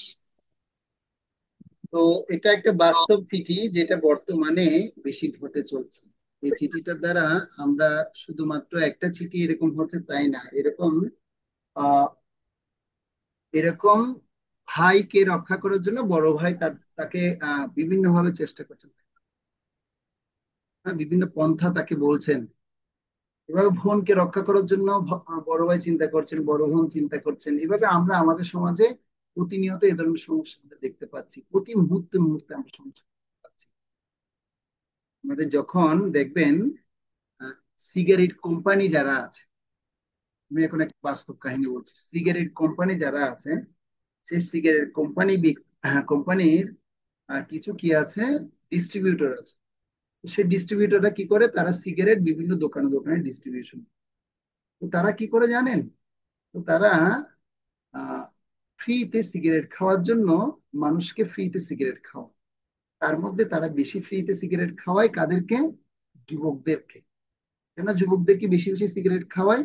কারণ তারা জানে হচ্ছে বৃদ্ধের বয়স হচ্ছে 60 বছর, সে হয়তো আর বেশি বেশি যে বড় যে বাঁচবে হয়তো 5 বছর, 65 বছর, বা তার চেয়ে বেশি বাঁচবে হয়তো সে 10 বছর, 70 বছর। কিন্তু তার চেয়ে বেশি বাঁচে তাহলে 75 বছর, হয়তো সে 15 বছর আমার এই সিগারেট খাবে। কিন্তু যে একটা যুবক ছেলে, তার বয়স হচ্ছে হয়তো 15 বছর, বা একটা যুবতী মেয়ে তার বয়স হচ্ছে 15 বছর বা 18 বছরে পদার্পণ করছে, সে 18 বছর থেকে 75 বছর পর্যন্ত যদি বাঁচে, তাহলে সে কত বছর নাগাদ সিগারেট খাবে? বুঝা যাচ্ছে কি বলছি? তার মানে 20, 20, 30, 40, 50, 60, 70, মানে 60 হতে 65 বছর শুধু সে সিগারেট খেয়ে থাকবে। সেজন্য সেই সিগারেট কোম্পানিগুলো কি করে জানেন? তারা আপনাদের মতো ইউথদেরকে ধরে, ক্যাচ দেম ইউথ, ইউথদেরকে ধরে ফেলে, যুবকদেরকে ধরে ফেলো, ধরে ধরে তাদেরকে এরকম ফ্রিতে সিগারেট খাওয়া। তাহলে কি হবে? তাহলে তারা একবার যদি নেশায় আসক্ত হয়ে পড়ে, তাহলে তারা সেই নেশাকে সহজে ছাড়তে পারবে না, ত্যাগ করতে পারবে না, সহজে ত্যাগ করতে পারবে না। তো ঠিক তেমনি আমরাও যদি এরকম আজে বাজে সঙ্গের প্রভাবে যদি আমাদের চেতনা যদি নষ্ট হয়ে যায়, তাহলে আমরা সেই চেতনা থেকে সহজে ফিরে আসতে পারবো না। সেজন্য সৎসঙ্গটা অত্যন্ত গুরুত্বপূর্ণ। সৎসঙ্গ মানে এরকম সাধু ব্যক্তির সঙ্গের প্রভাবের দ্বারা আমাদের চেতনাকে আমরা কি করতে পারি? রক্ষা করতে পারি। সাধু সঙ্গ, সাধু সঙ্গ সর্বশাস্ত্রে কয়, লবে মাত্র সাধু সঙ্গে সর্বসিদ্ধি হয়। তাহলে সর্বসিদ্ধি আমি প্রাপ্ত হতে পারবো। সর্বসিদ্ধি প্রাপ্ত মানে কি? আমার চরিত্রটা নির্মল থাকবে, প্রথম কথা হচ্ছে সেটা। একটা কথা আমি সবসময় বলি, যে মানুষের যদি টাকা পয়সা যদি নষ্ট হয়ে যায়, তাহলে এটা কোনো কিছুই নষ্ট নয়। Money is lost, nothing is lost. ঠিক আছে? যদি মানুষের স্বাস্থ্য যদি নষ্ট হয়, বা শরীরের যদি কোনো একটা অঙ্গ যদি হারায়, তাহলে health is lost, something is lost, তাহলে কিছু হারিয়েছে। যদি মানুষের ক্যারেক্টারটা যদি নষ্ট করে ফেলে, ক্যারেক্টার মানে চরিত্র, চরিত্র শব্দের অর্থ হচ্ছে মানে তার জীবনের যে জীবনযাত্রার যে চলন, কথা বলা, তার চিন্তা ভাবনা, এই সমস্ত কিছুকে বোঝাচ্ছে। চরিত্র মানে কি? চরিত্র মানে আপনি কোট শুট পরে, বা আপনি ধুতি কুর্তা পরে, ধুতি কুর্তা পরে আপনি এভাবে বসে থাকাটাকে একটা চরিত্রবান মানুষ বলা হচ্ছে না। চরিত্রবান মানুষ মানে তার মধ্যে কিছু সৎ গুণাবলী থাকবে। কি থাকবে? সৎ গুণাবলী থাকবে, অর্থাৎ সাধু সুলভ কিছু গুণ থাকবে, যে গুণের কথা আমি প্রথম দিকেই বলেছি। সেই গুণগুলো যে যত বেশি অর্জন করতে পারবে, তার মধ্যেই সেটা কি হবে? তার মধ্যেই সেটা চরিত্র বলে গড়ে উঠবে। তো আমি এই কথাগুলো আগে দুটো ক্লাসে আগে বলেছিলাম, যে আপনার সৎ চরিত্র মনে কি হবে? কিছু সুন্দর শব্দ তৈরি হবে, আর সেই শব্দগুলো বাক্যে পরিণত হবে, আর বাক্যটা কি হবে? কথায় পরিণত হবে, আর কথাগুলো বাক্যে পরিণত হবে, বাক্যগুলো আপনার চরিত্রের আচরণে পরিণত হবে, আর সেই আচরণ থেকে আপনি কি হবেন? সংস্কৃতি তৈরি করতে পারবেন, সংস্কৃতবান হবে। আর সংস্কৃতি দেখে সারা পৃথিবীর মানুষ, সারা গ্রামের মানুষ আপনার আপনার এই আচরণকে সবাই বাহবা দিবে। বাহবা মানে কি? সবাই বলবে, হ্যাঁ এই তো সৎ ব্যক্তি, এ কখনো অসৎ হতে পারে। যেমন উদাহরণ হচ্ছে যুধিষ্ঠির মহারাজ। যুধিষ্ঠির মহারাজকে যখন কি করতে বলা হয়েছে, যখন আহ, কুরুক্ষেত্রের কুরুক্ষেত্রের যুদ্ধক্ষেত্রে যখন কি করা হয়েছে, ওখানে দ্রোণাচার্য, হরে কৃষ্ণ, M77K, এটা আপনাকে আমি বাদ করে দিচ্ছি, আপনি কথা বলছেন।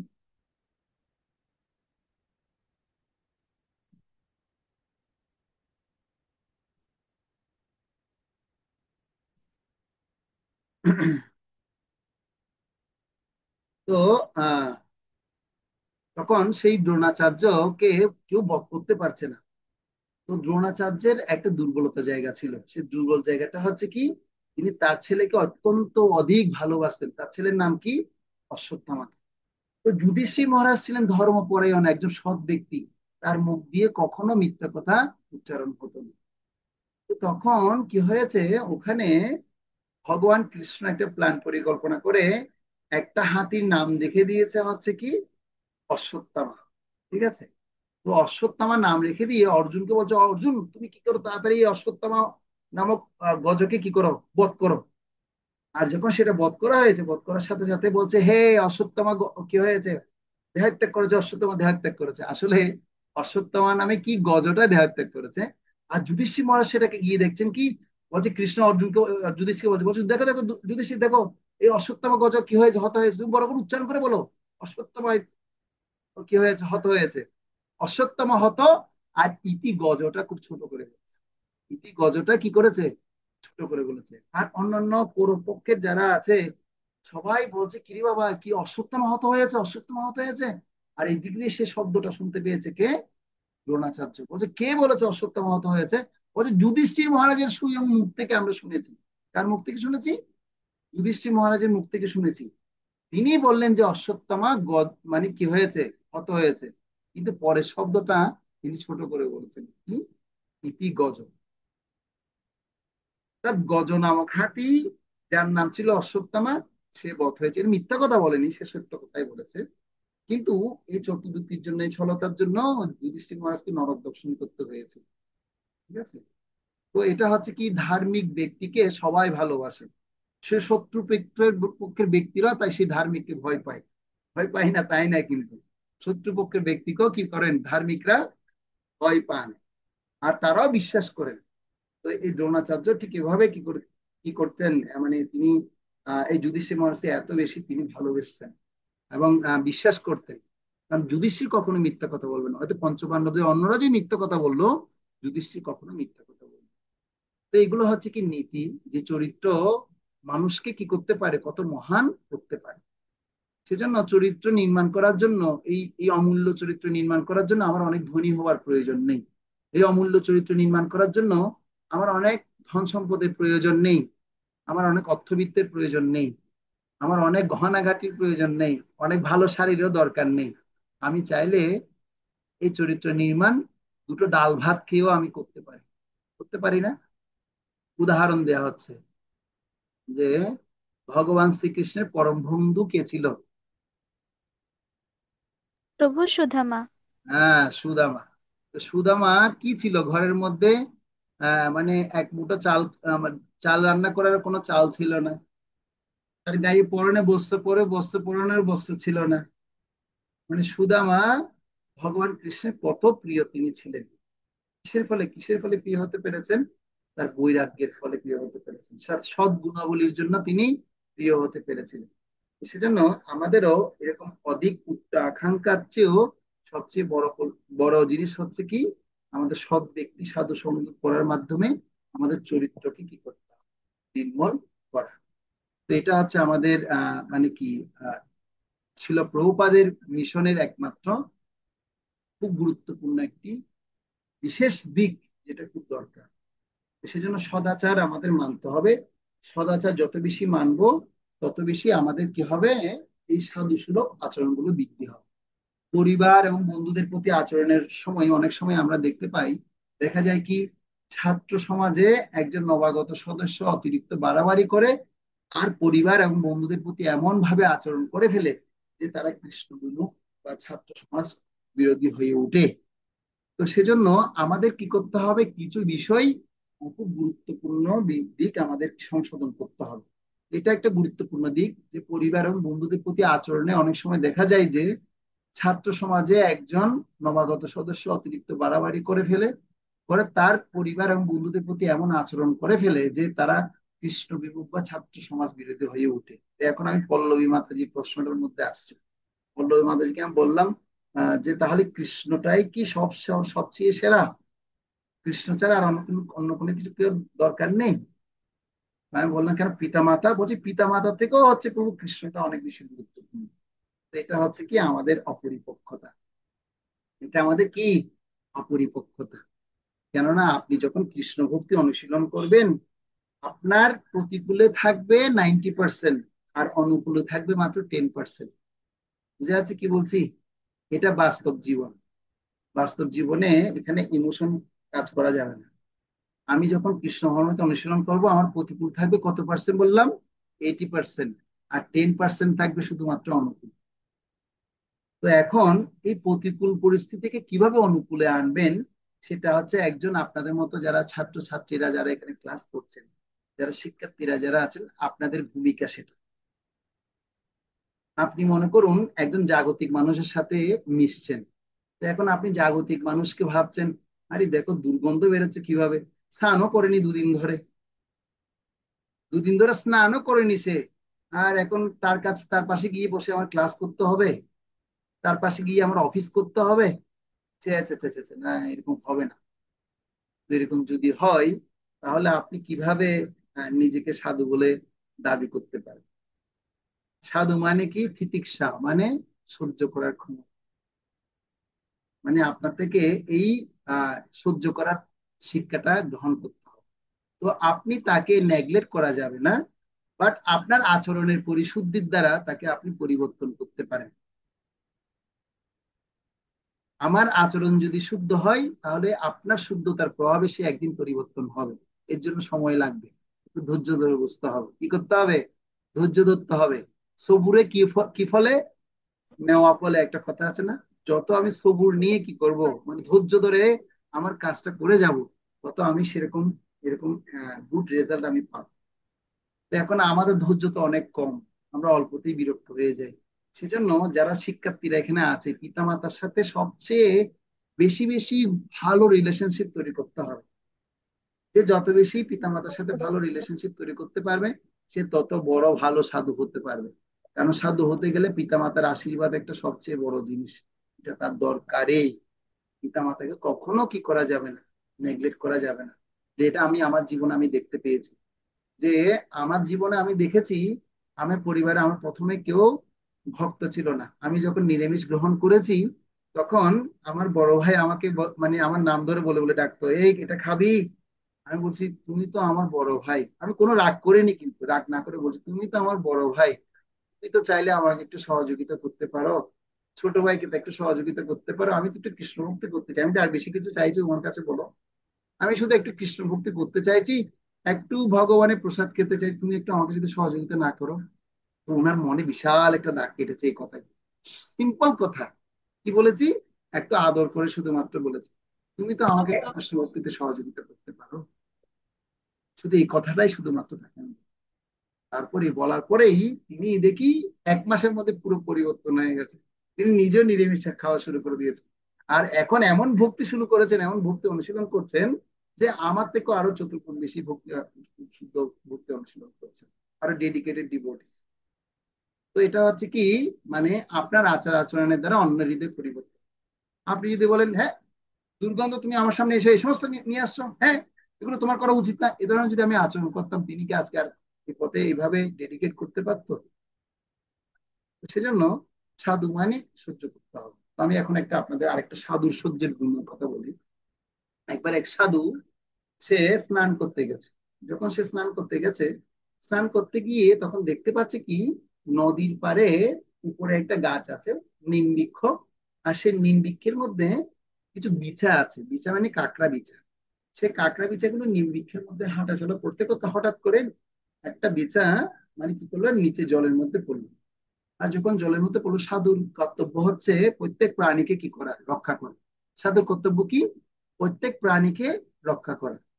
তো এখন সে রক্ষার ক্ষেত্রে সে কি করতে গিয়েছে, সে প্রাণীর প্রতি করুণা হলো, হায় হায় হায় হায়, হ্যাঁ এখন এই প্রাণীটা মানে এখানে কষ্ট পাচ্ছে। তখন সে জল থেকে সেই বিচাটাকে তুলে ডাঙায় তুলে আনতে চাইছে। আর যখনই হাত দিয়ে যখন কি করছে, সেই বিচাকে তুলতে যাচ্ছে, তখন সেই বিচা তার হাতের মধ্যে কামড়ে দিয়েছে।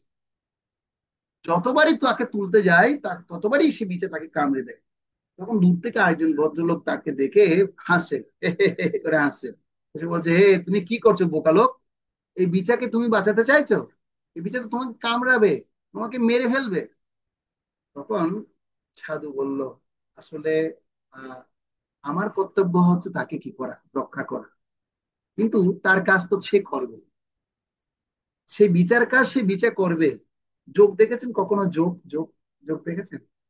তোমরা ছোট যারা ছেলে মেয়েরা আছে, যোগ দেখেছো তোমরা? দেখেছো যোগ? যোগ কি করে? মানুষের রক্ত খায়। সে যে জায়গায় বসবে, আমরা আগে ছোটবেলায় গ্রামে যখন বিল ঝিলে হাঁটতাম, তখন যোগ কিভাবে কি করতো, আমাদের পায়ের মধ্যে বসে থাকতো, খেয়ে রক্ত টমাটম হয়ে যেত। আমার মা বলতে, কি তোর পায়ে কি হয়েছে, এত বড় কালো কালো কি দেখা যাচ্ছে রে? এই মোটা যোগ কি করছে, বসে আছে, রক্ত চুষে যাচ্ছে। তো যোগের স্বভাব হচ্ছে কি করা, রক্ত চোষা। আর বিচার স্বভাব হচ্ছে কি করা, কামড়িয়ে দেওয়া, বা এরকম কামড়িয়ে রক্ত শোষণ করে নেওয়া। আর সাধুর কাজ হচ্ছে কি করা, সাধুর কাজ কি করা, এরকম ধৈর্য সহকারে কামড় খেলেও তাকে রক্ষা করার জন্য প্রয়াস করা। এ হচ্ছে কি সাধুর ভূমিকা। তো এখন আমাদের বর্তমান সময়ে তাহলে আমরা এখন কি করব? বর্তমান সময়ে আমরা কি এভাবে আমাদের জীবন পরিচালনা করতে পারবো? তো আমাদের চেষ্টা করতে হবে যতটুকু আমাদের আমাদের ভক্তি জীবনকে রক্ষা করার জন্য সহ্য করা দরকার ততটুকু সহ্য করতে হবে। যেমন আপনি ট্রেন জার্নিতে যাচ্ছেন, ট্রেন জার্নিতে আপনি যাচ্ছেন, এখন একজন সিগারেট ব্যক্তি, সিগারেট ধূমপায়ী ব্যক্তি, সে সিগারেট খেয়ে আপনাকে, সিগারেটটা খেলো, খেয়ে আপনার সামনে ফু করে উড়িয়ে দিল। এবার আপনি কি করবেন? এ অভদ্রলোক, থাপ্পড় মারি দিবেন? থাপ্পড় মারতে পারবেন আপনি তাকে? এ অভদ্রলোক যাও, এ বললে এখন তখন আপনাকে কি হবে, কি বলবেন? তখন আপনি তাকে এভাবে বলতে পারেন, আসলে আমার তো একটু অসুবিধা হচ্ছে দাদা, যে আমার আপনি যদি একটু সিগারেটটা যদি একটু দূরে গিয়ে খেতেন বা জার্নিতে যদি না খান খুব ভালো হয়। প্রথমে আপনি সরল ভাবেই বলবেন, দেখা যাচ্ছে না তার সেই সরলতার কোনো দাম সে দিচ্ছে না। প্রথমে গোলাপ ফুলের পাপড়ির মতো কোমল হয়ে বলবেন তাকে, কি করবেন, কোমলতা প্রদর্শন করে তাকে জানাবেন, দেখছেন না আপনার কোমলতাকে সে কোনো পাত্তাই দিচ্ছে না, আসরিক মানে আসরিক প্রবৃত্তি সে শ্রেষ্ঠ স্তরে উঠে গেছে। তখন আপনি তাকে কি করবেন? এবার তাকে একটু বজ্রের মতো কঠোরতার সহিত তাকে বলতে হবে, হতে হতে পারে এটা আপনার কোনো কি হবে না, ক্ষতি হবে না, এটা আপনার সাধুর কোনো কি হবে না, গুণাবলী নষ্ট হবে না। তো সেজন্য মানে প্রথমেই যদি আপনি বজ্রের মতো কঠোর হয়ে যান, সেটা কিন্তু সাধুর নিদর্শনের মধ্যে আসেন। সেজন্য তিতিক্ষা প্রথম সহ্য করার ক্ষমতাটা দেখাতে, যত আমরা সহ্য করার ক্ষমতাটা দেখাবো, তত আস্তে আস্তে আস্তে আস্তে সেই জায়গা থেকে আমরা কি হতে পারবো, বের হতে পারবো। তখন পরিবেশ আমি বুঝে সে পরিবেশ অনুসারে, স্থান কাল পাত্র অনুসারে আমার বিচরণ বা কথাবার্তা বলা উচিত। তো এ হচ্ছে কি আমাদের সাধুদের নীতি, এই নীতিগুলো আমাদের অবশ্যই কি করতে হবে, মানতে হবে। এর সদাচার হচ্ছে কি প্রত্যেকের সাথে আমাদের ভালো মতো আচরণ করতে হবে। তো আমি এখন কয়েকটা ত্রুটিপূর্ণ আচরণের কথা আপনাদেরকে দেখাবো, এবং এগুলোকে আমাদের কি করতে হবে, আমাদের অনুশীলন করতে হবে, ব্যক্তিগতভাবে অনুশীলনী সদাচার। তো দেখাচ্ছি আমি আপনাকে, দেখুন কয়েকটি ত্রুটিপূর্ণ আচরণের সংশোধন হওয়া দরকার। প্রথম, বাহ্যিক আড়ম্বর প্রকাশ, মানে আমরা সাধু হয়েছি এখনো 2 দিন হয়নি, কিন্তু ভাব ধরছি বিশাল বড়। কি করছি? সাধু হয়েছি মাত্র 2 দিন হয়নি, কৃষ্ণ ভক্তি অনুশীলন করছি, হরে কৃষ্ণ ভগবন্ত জপ করছি এখনো 5 বছর 10 বছরও হয়নি, কিন্তু বাহ্যিক ভাবে দেখাচ্ছে আমি বড় অনেক কি হয়ে গেছি, কৃষ্ণ ভক্ত হয়ে গেছে। তো এই ধরনের বাহ্যিক আড়ম্বরপূর্ণ অবস্থা কি করা যাবে না, হ্যাঁ দেখানো যাবে না। অপরের দোষ দেখা বা আলোচনা করা যাবে না, যেটাকে বলা হয় ক্রিটিসাইজ, সমালোচনা। তো সমালোচনা কথা বলতে গেলে আমাদের এটাই কি করতে হবে, প্রথমে মাথায় নিতে হবে। দেখুন আমরা সমালোচনা কিভাবে করে করি, আমি একটা জিনিস দেখাচ্ছি আপনাকে। সমালোচনা মানুষকে আমরা কিভাবে করি, যেমন আমি এখন গীতা মাতাজির কি করব, দোষ ধরবো কিছু, ঠিক আছে, গীতা রয় মাতাজি আপনাকে কিছু দোষ ধরি, হ্যাঁ আপনি এভাবে ক্লাসের মধ্যে বসে বসে শুধু হা করে শুনলে হবে? শ্লোক মুখস্থ করে দিতে হবে না আপনার? আপনি দিচ্ছেন না কেন? হ্যাঁ আপনাকে বারবার বলছি, শুধু হা করে শুধু শুনে আছেন, শুধু কিছু বলছেন না, কিছু করছেন না। মাতাজি আপনি কিছু মনে করবেন না, আমি যা শুধু একটা জিনিস দেখাচ্ছি আপনাকে, কিছু মনে করছেন না? আপনি কষ্ট পেয়েছেন? কষ্ট পেয়েছেন কিছু? না, আমি কষ্ট পাইনি, ঠিক আছে। তো অন্যরা বললে কষ্ট পাবে, উনি বয়স্ক আছে সেজন্য আমি বললাম যে উনি কষ্ট পায়। তো আমি উনাকে কি করছি, আঙ্গুল দিয়ে, দেখুন আমি আঙ্গুল দিয়ে দেখাচ্ছি উনাকে, আপনি এটা করেছেন, ওটা করেছেন, এ করেছেন, ও করেছেন, হ্যাঁ আমি শাসন করছি একটা আঙ্গুল দিয়ে। কিন্তু আমি চিন্তা করছি, আরে উনাকে যে আমি শাসন করছি, আগে তুমি নিজে চিন্তা করে দেখো শাস্ত্র নিপুণ, তুমি নিজে কি করছো? 3টা আঙ্গুল কিন্তু আমাকে আগে কি করছে, নক করছে। দেখুন আমরা সবাই দেখি আঙ্গুলটা এভাবে ধরুন তো, দেখি দেখি টুকু সবাই ধরো তো, এভাবে ধরো, এভাবে এভাবে। হ্যাঁ তার মানে দোষ দেখাচ্ছেন একটা, আর 3 দিকে 3টা আঙ্গুল কার দিকে আছে? 3টা আঙ্গুল হ্যাঁ নিজের দিকে আছে। বলছে আগে নিজেকে সংশোধন করো, দা নো ইউ সেলফ, আগে নিজেকে পরিবর্তন করো। অন্যকে দোষ দেখানোর চেয়ে আগে নিজেকে সংশোধন করাটা খুব দরকার। কিন্তু আমরা তো নিজেকে সংশোধন করি খুব কম, অন্যকে সংশোধন করি বেশি। অন্যকে সংশোধন করি বেশি, যেমন আমি এখন আপনাদেরকে সংশোধনের জন্য কত রকমের কথা বলছি, কত কথাবার্তা শোনাচ্ছি যে সংশোধন একটু হতেই হবে, কিন্তু আমি কতটুকু সংশোধন হচ্ছি, এটা হচ্ছে মুখ্য বিষয়। সেজন্য আমাদের আচরণে কি করতে হবে, অন্যের দোষ ধরা থেকে আগে নিজের দোষ যে ধরতে পারবে সে হচ্ছে পৃথিবীর সর্বশ্রেষ্ঠ মানুষ। নিজের দোষ যে ধরতে পারবে সে হচ্ছে পৃথিবীর সর্বশ্রেষ্ঠ মানুষ। তো পৃথিবী যদি সর্বশ্রেষ্ঠ মানুষ হতে চায় তাহলে আগে কি করতে হবে? নিজের দোষটা আগে নিজেকেই বিবেচনা করে কি করতে হবে? সংশোধন করতে হবে। তো সেজন্য আমাদের কি করতে হবে? এই যে বাহ্যিক আচরণ, অপরের দোষ দেখা, হুম, অপরের দোষ দেখা বা আলোচনা করা থেকে মুক্ত থাকতে হবে। তাদের প্রতি অবজ্ঞা করা, অবহেলা করা বা খারাপ বলে চিন্তা করাটাও বাদ দিতে হবে। আমরা কি করি? অনেক সময় অন্যদের কৃষ্ণ ভক্তি একটু বললেই অন্যদেরকে অবজ্ঞা করা শুরু করি। এ আমিষ খাই দেখো, হ্যাঁ, কিন্তু আপনি এখনো নিরামিষ খাচ্ছেন, 2 দিন হয়নি, কিন্তু এখন আপনি অবজ্ঞা করা শুরু করে দিয়েছেন। তো এটা কিন্তু করা যাবে। দেখো দুর্গন্ধ, আমিষ খাই, পচা লোক এসে। তা আপনি যদি আমিষ খাওয়া লোককে যদি আপনি পচা বলেন, তাহলে আপনি কিভাবে সংশোধিত হবেন বলুন? আপনি কিভাবে তাদেরকে কৃষ্ণ ভক্ত বানাবেন? তো তাদেরকে কৃষ্ণ ভক্ত যদি বানাতে হয়, আমার থেকে তো সেই বিষয়টা সহ্য করতে হবে। শিল প্রভুপাদ যখন আমেরিকায় গিয়ে যে বাড়িতে উঠেছিল, সে বাড়িতে ভগবানের জন্য যখন রান্না করছে, সেই রান্নাঘরে দুটো চুলো, একটা চুলোর মধ্যে প্রভুপাদ ভগবানের জন্য রান্না করছে, আর আরেকটা চুলের মধ্যে শেলি নামে, অর্থাৎ সেই গৃহস্থের পত্নী, তিনি কি করছেন? তিনি মাংস রান্না করছেন। বুঝতে পারছেন? যখন দুই দিকে কি করছে, একদিকে মাংস রান্না, তো প্রভুপাদ কি ওখানে কি তাদেরকে নেগলেক্ট করেছেন, খারাপ মন্তব্য করেছেন? প্রভুপাদ বলছে, ওকে ওকে, তুমি এদিকে কি করো করো, আর আমাকে একটু সহযোগিতা করি।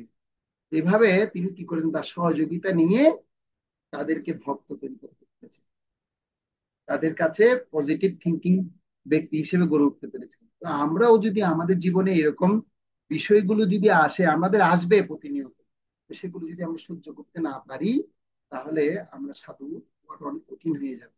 তো সেজন্য সদাচার মেনে তাদের সাথে আমাদের সবসময় কি করতে হবে? ভালোবাসার দৃষ্টিকোণটা দেখাতে হবে। বলা হচ্ছে চোখের মধ্যে আমরা কাঁটা লাগিয়ে রাখলে হবে না।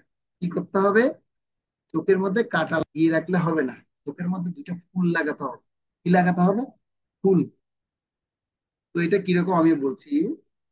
একবার একটা বাগানের মধ্যে কি হয়েছিল, একটা মানে বাগান, খুব সুন্দর বাগান, সেখানে বাগানের মালিক সে কি করছে, জল দিচ্ছে চারিদিকে। হঠাৎ করে টুপুর নামে একটা মেয়ে সে বাগানটা ঘুরতে গেল। ঘুরতে ঘুরতে ঘুরতে ঘুরতে গিয়ে মানে ও বাগানের যে মালি আছে তাকে বলছে, চাচা, আঙ্কেল আঙ্কেল, আমি কি একটু ঢুকতে পারি ভিতরে? বলছে, হ্যাঁ মা, ঢুকতে পারো, কোনো অসুবিধা নেই। তো তখন সে টুকুর গিয়ে কি করলো, গিয়ে ঘুরে বাগান ঘুরে ঢুকতে গেল, ঢুকে যখন ঘুরতে গেল, গিয়ে দেখছে কি, সে বাগানের মধ্যে গোলাপ ফুলের গাছ, আর গোলাপ ফুলের গাছের মধ্যে কি থাকে, এই বড় বড় কাঁটা থাকে।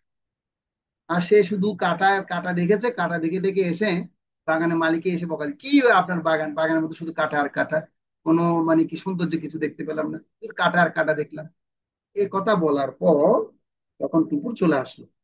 এবার কি করেছে, এবার পূজা গেছে সেখানে কি করতে, সে বাগানে মানে পাশ দিয়ে হেঁটে যাচ্ছে। হেঁটে গিয়ে যখন সে দেখতে গেছে, সে বাগানের মধ্যে গিয়ে যখন দেখছে, আর গিয়ে যখন মালিককে বলছে, আমি একটু আপনার বাগানটা ঘুরে দেখতে পারি? ও বলছে, হ্যাঁ হ্যাঁ, অবশ্যই দেখতে পারো, কোনো অসুবিধা নেই, যাও ঘুরে আসো। তখন সে পূজা কি দেখছে কি, কত সুন্দর সুন্দর রং বেরঙের ফুল, লাল গোলাপ, নীল গোলাপ, হলুদ গোলাপ, সাদা গোলাপ, এগুলো দেখে পূজার মন একদম পুরা ভরে গেছে। আর সে পূজার মনে এত আনন্দ সে পেয়েছে, আনন্দ পেয়ে সে কি করছে, সে দৌড়ে আসলো কার কাছে? সে দৌড়ে এসে বাগানের মালিক কাছে এসে কৃতজ্ঞতা বলছে, এত সুন্দর বাগান আপনার। বলছে, কি বলো মা, তুমি কি শুধু বাগানকে সুন্দরই দেখলে? বলছে, কি বলছো, এত সুন্দর জিনিস দেখবো না? কত সুন্দর রঙের আপনি, লাল রঙের সাদা ফুল, লাল রঙের গোলাপ, সাদা রঙের গোলাপ, হলুদ রঙের গোলাপ, কত সুন্দর সুন্দর গোলাপের আমি দেখে আমি এত মুগ্ধ হয়ে গেছি। এত সুন্দর বাগানে আপনি ফুল ফুটিয়েছেন। বলছে, কেন মা, তুমি শুধু ফুলই দেখলে, আর কিছু দেখতে পেলে না? বলছে, আর কি দেখবো? বলে, কেন কাঁটা দেখতে পাওনি? আরে বলছে, কাঁটা তো থাকবে, ফুল গাছে কাঁটা থাকবে না তো কি হবে? কিন্তু আমি তো সুন্দরটাকেই দেখেছি, আমি তো কাঁটা আমি দেখতে পাইনি। এই শিক্ষা দ্বারা কি বোঝা যায় বৃন্দাবন?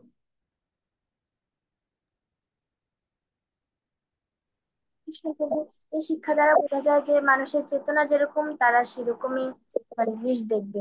যার হ্যাঁ, চেতনা খারাপ, যথা দৃষ্টি তথা স্থিতি।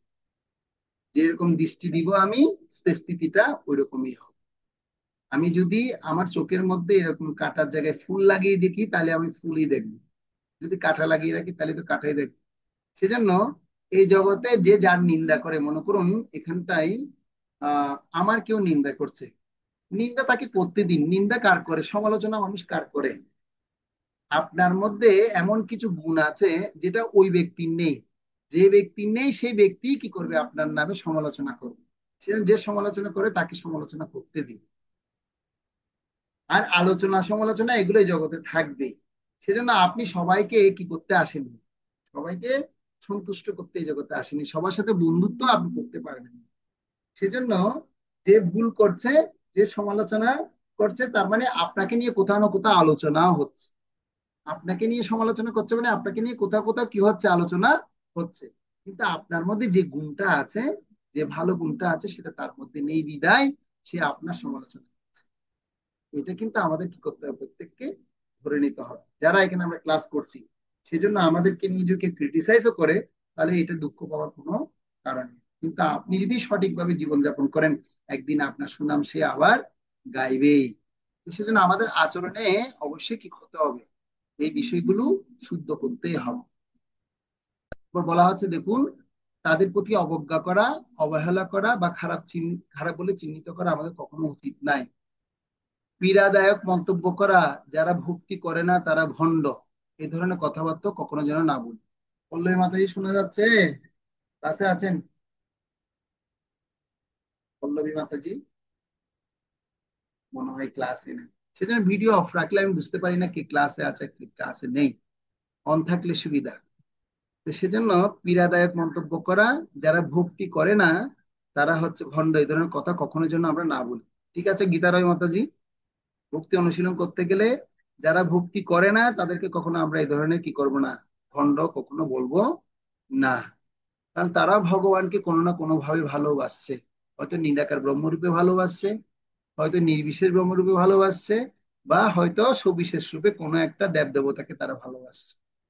হয়তো কৃষ্ণ ভক্তি অনুশীলন করছে না, তো আমরা সেই দেব দেবতার কাছে প্রার্থনা করতে পারি, সে ভগবানের অন্যান্য শক্তির কাছে প্রার্থনা করতে পারি, তারা যেন ভগবান তোমার ভক্ত যেন হয়। ভগবানের কাছে আমাদের প্রার্থনা করতে হবে তাদের জন্য।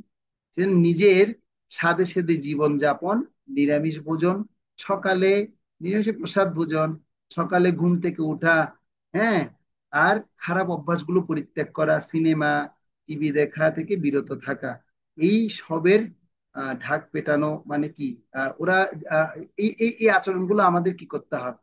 মানে আমরা অনেক সময় করি কি, নিজের সাদাসিধে জীবনে যাপন, নিরামিষ ভোজন, সকালে ঘুম থেকে উঠতে হবে তোমার, হ্যাঁ, তোমার খারাপ অভ্যাস, সিনেমা দেখা যাবে না, টিভি দেখা যাবে না, এসব থেকে তুমি বিরত থাকতে হবে, এ ধরনের কথাবার্তা তাদের সাথে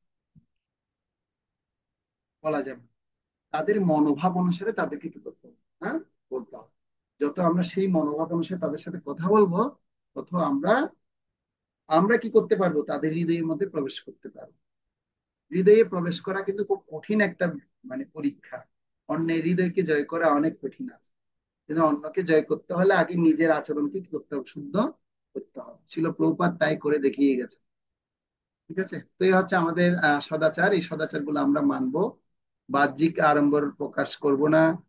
ঠিক আছে, অপরের দোষ দেখা বা আলোচনা করব না, তাদের প্রতি অবজ্ঞা বা অবহেলা করা বা খারাপ বলে চিন্তা বা চিহ্নিত করা এগুলো করব না। হম পীড়াদায়ক মন্তব্য মানে কাউকে বলা হচ্ছে ভগবান, আমি আপনাদেরকে আজকে একটা শ্লোক দিব, এই শ্লোকটা সবাইকে শিখতে হবে। অনুদ্বেগ করম বাক্য সত্যম প্রিয়ম হিয়ম হিতম যচেত।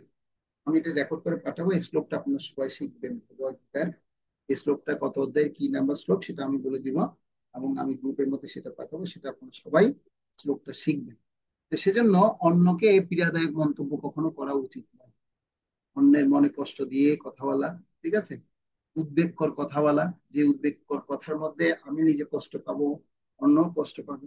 অনেক সময় হয়ে যায়, আমাদের মন ভালো না থাকলে, আমাদের স্বার্থের আঘাত লাগলে আমরা তখন এই কথা বলে দিই। সেজন্য নিজের সাথে সাথে জীবন যাপন বা মানে সিম্পল লিভিং, হাই থিঙ্কিং, সকাল সকাল তোমার ঘুম থেকে উঠতে হবে, এই তোমার এই খারাপ বা সিনেমা দেখো, টিভি দেখো, এই সমস্ত কথাগুলো তাকে হিট করে বলা যাবে না।